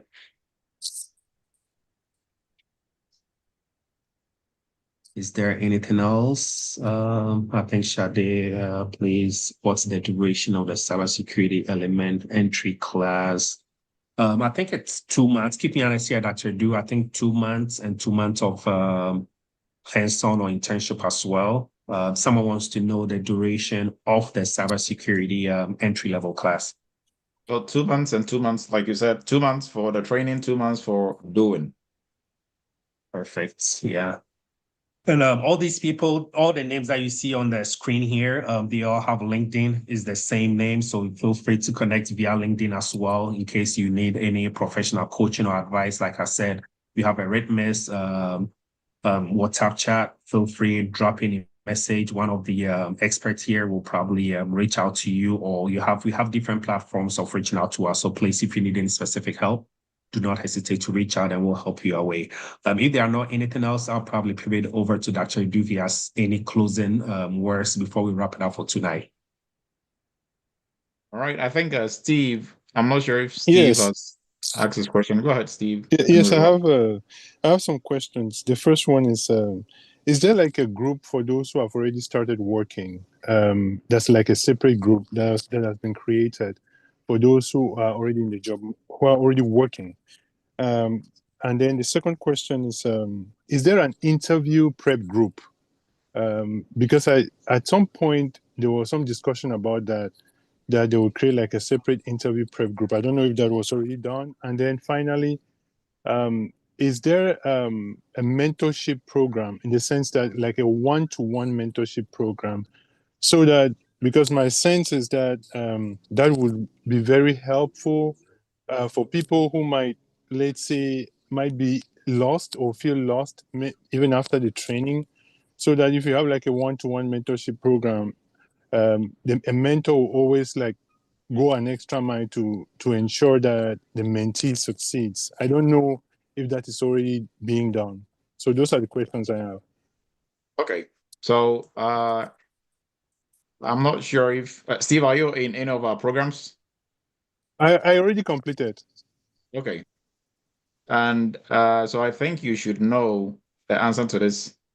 Everybody knows where to make the appointment and for that one-on-one assistance and mentorship. And two, if you're in the internship, when we put out the group list, it comes with every group has their own mentors. So you're going to have your grandpa mentors and then your, sibling mentors, right? So Bettina, likes of Bettina who've been working for a year, less than a year, they are your siblings, right? And then your grandpa mentors are the Michaels and your folks who've been working for 4 or 5 years, 2.5 years, and thereabout. You can also reach out to them for one-on-one, right? So that is always there. For job placement, we do one-on-one job placement as well. It is on you to make that appointment, and there's always going to be somebody there to help you through every single interview till you land your first cybersecurity job, right? So that was why I couldn't really, probably that wasn't very clear to you throughout the whole entire process, but you still have access to that, right? Now, for if on the job, mostly what we do is on the job, if you just got on the job, maybe you're a vulnerability management analyst, nobody who has gone through the program will be struggling. That is one. Now, if you just need, like-minded, somebody who is doing a similar thing to you to bounce off maybe some office politics and how to go about stuff, we always have a whole catalog of, cybersecurity soldiers who are doing literally almost the same thing, right? So we pair. We have people in the internship now. I think one lady, she's working as an ISO. We just pair her with another ISO who's been doing it for 4 years, right? So that makes it very easy transition. Everything that you are seeing now, they've seen it, for the past whatever years, right? So we have all those programs in place. You are going to have access to all that in any of the programs. Okay, thank you. Yes. Please go ahead. I'm not seeing your name clearly. Onye. I can see Onye. Yes. Please go ahead. Kindly go ahead. Hello? Yeah, did you call me? This is Abella. Yes. Yeah. Oh, okay. Abella. Okay. Yes. Abella, Yes. please go ahead. Yeah, good evening. So I have, I spoke to you the other day, Dr. Adu. I wanted to find out, Dr. Adu, I'm sorry. I wanted to find out really, after listening to everyone today, I'm thinking, I had mentioned that taking a GRC class, and I was really looking forward to just joining your internship maybe next month. Okay. But after listening to everyone today, I'm beginning to think that I should actually do the entry-level classes since it includes the internship. So I wanted to get your, quick take on that because I have some background, but just listening to especially what Bettina said, and I think everybody else, Frank and Michael, it might be better for me to just do the entry level, and I'm open to it. So I wanted to get your thought on that. But I have taken the GRC class and have some insight into it. But again, that's why I called you. I wanted to do the internship because I know that I need that hands-on. So is it necessary for me to go back and do this entry level, or should I proceed with what I'm planning to do for next month? Okay. Which is So I have a very good way of answering this. So it's like you just bought a piece of land with a building. They have some structures on it, but they kind of started and left it, right? In your opinion, will you, and this is supposed to be a 4-story, right? You don't really know much about the foundation, and it's kind of, it looks a little bit old and rusty, but they are assuring you that they really, built it well.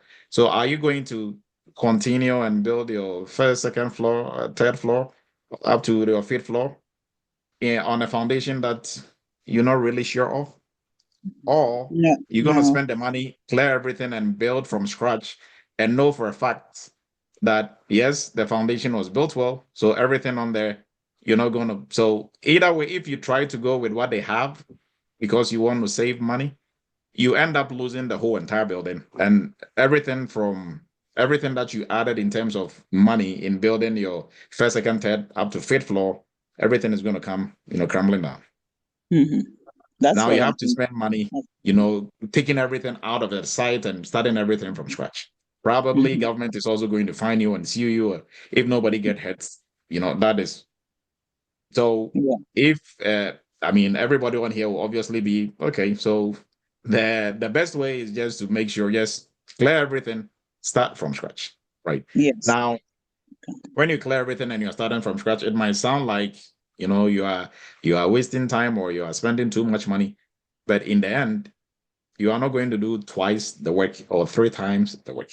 And reason being that most of these GRC training that you go through, most of it is this is how it goes.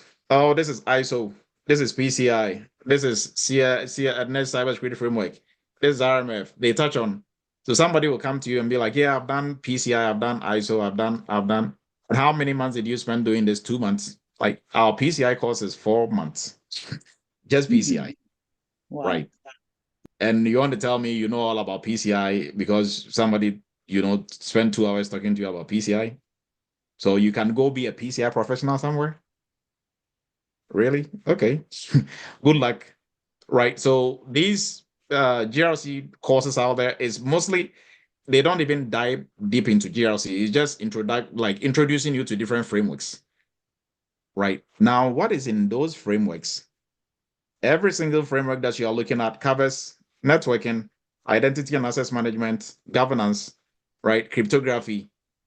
But there you are, you don't understand what really goes into cryptography or networking or identity and access management. And you are going through all the different sessions in these frameworks and you think just reading through them, it means you can implement it or you can use it to do an assessment. Right. So everything that they are doing is, for lack of better words, it's kind of backwards. So without any foundation in anything, or having a strong foundation in all areas of IT that comes together to perform cybersecurity, I can show you how the steps and everything and how to do PCI. But really, when it comes to doing the job and implementing it, you are going to be stuck. Right. Just like the example that Bettina was giving. Somebody can show you the steps in doing RMF. Yes, this is your questionnaire, you send it out, they fill it out, they bring it back, but you forget or they don't tell you that when they are bringing it back, it's going to come with a SOC 2 report, it's going to come with a PCI report, it's going to come with a pen test report. And there you are looking at these reports like you are reading Chinese if you don't understand Chinese. Greek. Right. And your company is depending on you to say whatever you've reviewed shows that the company is good in terms of security, so we can go ahead and work with them. Now, there you are, you don't know half of the things you are looking at, but you are just giving the go ahead because you don't want to look down. And if anything happens and that company was not, in a good security posture and they get breached and your company get breached in relation to that, who was the third-party professional who looked at this, or the GRC specialist who looked at this, right? Because there's always going to be an investigation. So, and then aside even that, sitting in meetings and talking about, you can work from home, you can have somebody, you call somebody, need help, but what if you're on a call with your CISO and everybody else, and there's this cybersecurity discussion and you just throw something in there and they ask of your opinion? There you are giggling and smiling like, when they are still looking at you for an answer and you want to smile it out. And they are easily going to know you probably don't. For the first time, they might probably think, okay, what is wrong with John, right? Second time, they will know you don't really know what the heck you are talking about and what you are doing even there in the first place. So I will build a strong foundation that I stress on, and that is what everybody on here can boldly say. And they go to work looking for problems to solve because they are very sure of themselves, and there's nothing that is going to be thrown at them that is going to throw them off, right? Because they have a very strong foundation. That is what most people are lacking now in the security space, right? Everybody in Eretmis, if you've gone through, you've landed your job or you are still looking for a job, one thing we can assure you is when you get a job, you are not going to be struggling, right? And you are not going to come crying for help because you can't do your job. Nobody has gone through this program and they come back crying because they can't do the job. You are literally going to go there. You are going to be the resource person teaching other people what to do. Right? That is the fun part. Right? So yes, I'll encourage you to go through the entry level. That way, anything that you don't know, any gaps that you know that you have, you'll be able to close those gaps as you move along. Right.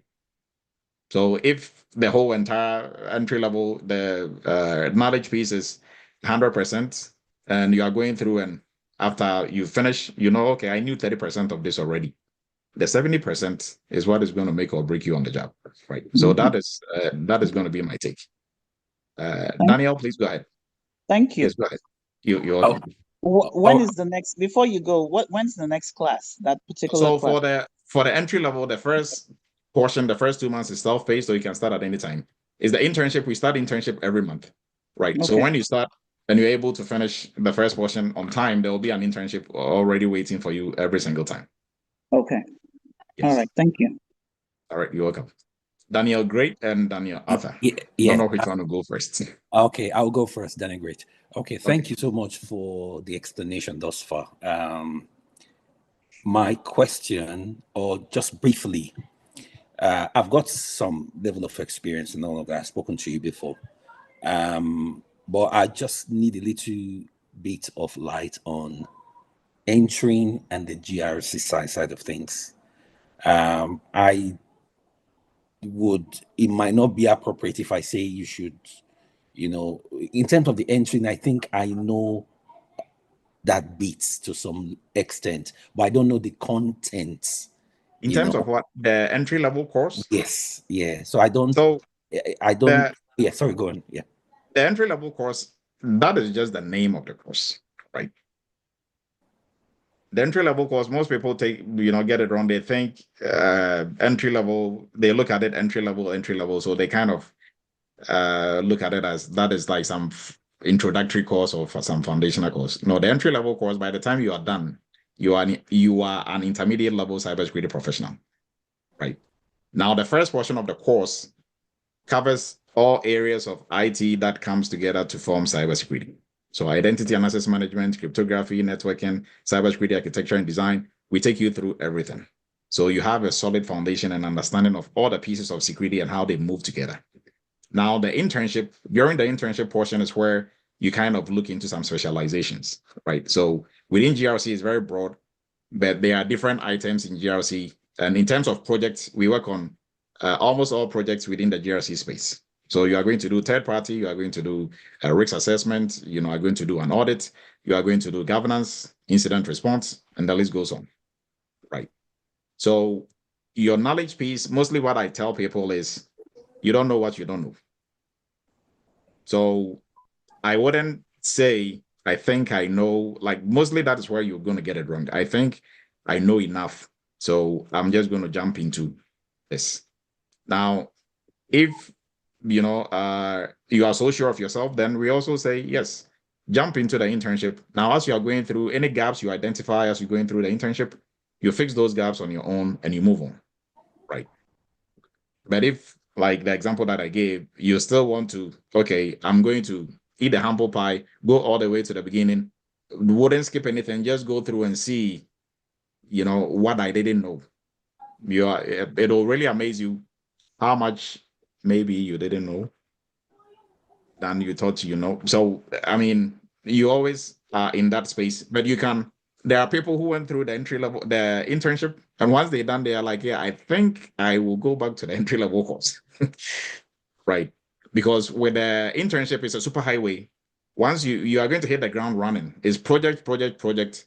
That is not where we are really going to break things down and explain what like cryptography is about and explain what cybersecurity architecture is about and break. No, we don't do that. We do that in the knowledge piece of the entry level course. Right. Now the internship is part of the entry level course as a package. And then also for the entry level course, you're also going to be working with tools. We have a whole stack of cybersecurity tools that you're going to work with. So on the job, you are not going to install and configure any tool. In the entry level, we walk you through to build your own cybersecurity lab. So you're going to install all these tools, configure them, and use them. So if you go to an interview and somebody asks you, do you know how to use maybe like Splunk? It sounds like an insult to you. Do I know how to use? Are these people kidding me? It took me 3 days to figure out how to set up Splunk, and you're asking me if I know how to use it. You see what I mean? So yeah. we are putting more like hurdles in front of you. So anywhere you find yourself, if it is not Splunk and it's QRadar, you are confident. I mean, I was able to figure out Splunk from scratch. QRadar, I mean, they have the same interface. I'll be able to move around in it, right? So we build your confidence as well, and we expose you to a lot. Even for the entry level, our focus, everything that we do in the entry level, the focus is on the blue side of cybersecurity, on the defensive side. But still, we push you to the tip of, doing some little command line, writing little codes here and there. But all those is just fun parts. It doesn't have to be. But just to let you know that it's not really what people make it look like, right? It's not something that is way over your head. So if you find yourself anywhere and you are in the middle of software developing team, you know what they are doing. Yeah. Though they cannot BS you. And if you're in the middle of it and you're the cybersecurity professional, shouting security within the software development lifecycle, you know exactly everything that is going on. The conversation, you sit in and you understand what is going on, right? Rather than just being one-sided and half knowing something and sitting in there not being sure. And all you're going to do is just giggle and smile and look at people's faces. And, gradually they're going to catch up and see that you probably didn't maybe get half of the things they were talking about. Right. So that would be my advice. Okay. Thank you. I sent a message to you and I hope you get back to me soon. Thank you. Okay. Bye-bye. Somebody will get back to you. Yes. Daniel, Daniel, please go ahead. Yeah. Thank you, Dr. Edu. I mean, what you were saying resonates with me very well. The entry level course really helped me a lot in my career, for instance. Through the entry level course, I was able to get my security class. I got my certified in cybersecurity, and it's been making me learn a lot. I'm happy that I joined them. Thank you very much, Dr. Edu. I just wanted to find out something about we were bringing a new course out called the cybersecurity, cloud security. Yes. And I was interested in that, and I wanted to find out, I mean, what actually are we going to be able to use cloud security tools? Like, for instance, I'm trying to focus on IAM, and I want to know how we're going to use, we are going to do this. Is it going to be like the way we did the entry level course and we had internship? And Yes. also, are we going to be able to do it in such a way that we can be able to take the AWS certifications or the cloud security, the Google Cloud certifications as well? Yes. Alongside. So, yes, the cloud security is going to be vendor neutral. So everything that is being delivered cuts across AWS, Azure, Google Cloud. Right now, for us, we don't believe in just theory, learning, and then what? Because on the job you are not going to learn, you are going to do, right? So every training that we have, there is I'm doing part of it. You are going to do. So anywhere you find yourself, you're not really going to be crying for mommy or daddy. You are going to be able to function. You are going to be the mommy or daddy there, right? So yes, it is structured similar to the entry level. So you are going to, we take you through from scratch, build you all the way up to become a full-blown cloud security professional, and with some hands-on real-world training and experience, right? Okay. So just a quick one. We have just like the entry level, we already had the portal already, everything set up, or we are going to be going through a live class or No, something okay. So this will be a live session. We do live session twice a week, right? So the whole entire program is a live session. Okay. Yes. All right. Thank you. All right, everyone. I think there's okay. So Daniel's hand is up. Olan, please go ahead.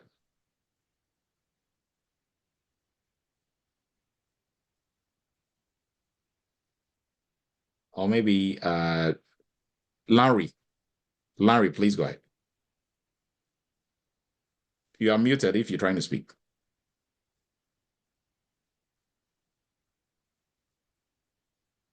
Okay. Hi. Yeah. Well, thanks for everything. You hit the nail on the head. I think Billy said something, and the other gentleman said something, and I'm kind of in the same boat. Like, I have experience and all that. So I think I'll follow your building structure, like you said, buying a land with a structure on it. So when is your next class, from scratch? When is it starting? Okay, so the entry level you can start at any time, and this is it. The first portion is self-paced with one-on-one coaching and assistance, right? And the second portion is the internship.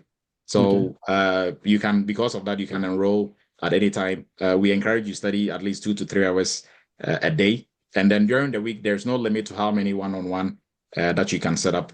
And then you have the likes of Michael and everybody as mentors who can also help and guide you through. So the first portion, self-paced with one-on-one assistance.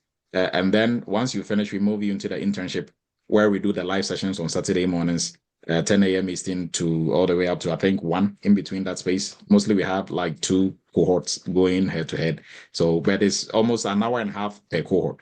On Saturdays, we discuss the projects, and then you and the team will go work on the projects with the help of your mentors and then also your POC from the companies that you're going to be doing the projects for. Right. Okay. Sounds good. I'll get to you then. We go from there. Thanks. All right. Thank you very much. All right, everybody. I appreciate everybody's time. So we are 10 minutes over. We are wrapping up. And for our AI governance course, for folks who are interested in getting ahead in the AI space, the AI governance course is starting on the 20th, cloud security on the 16th, and then our PCI, our entry-level course, you can start at any time. And then our PCI starts is the 7th of February now, not 28th anymore. GRC internship starts on the 25th. And the WhatsApp group, the link has been posted several times. So kindly go ahead and then also the YouTube channel. Everything that we are doing is being transmitted live on YouTube. So you can also subscribe to it. That way you don't miss any of our cyber chat sessions. And for tonight, we've done all our questions already. So we are about to wrap up. Now, we appreciate everybody's time. This is Arithmos Cyber Chat. We do this every Friday night. And I hope you got something for your toolbox tonight as well. Next week, we are also going to come up with a very exciting topic for us to discuss. We will try and do at least 2 or 3 panels a month. That way, you'll be able to pick their brains on different topics. And we are going to cycle through. Mostly, we have almost like, for each discussion, we have almost like 10 panelists, where we will cut it down to 4 or 3. That way, we'll have enough time. And, there's so many of them that we will keep cycling through, not the same faces that you're going to see. But we appreciate Frank, Bettina, Michael, number one, Michael Senior, Michael Mills, and then Michael Yeboah. It's always a pleasure having Michael as a co-pilot, and then Michael Yeboah, always a pleasure. Frank and Bettina, we appreciate your time. We are wrapping up for tonight. I appreciate everybody's time. We will be meeting next week, same time. Have a great and wonderful weekend, and Happy New Year to everybody. You too. Thank you. Take care.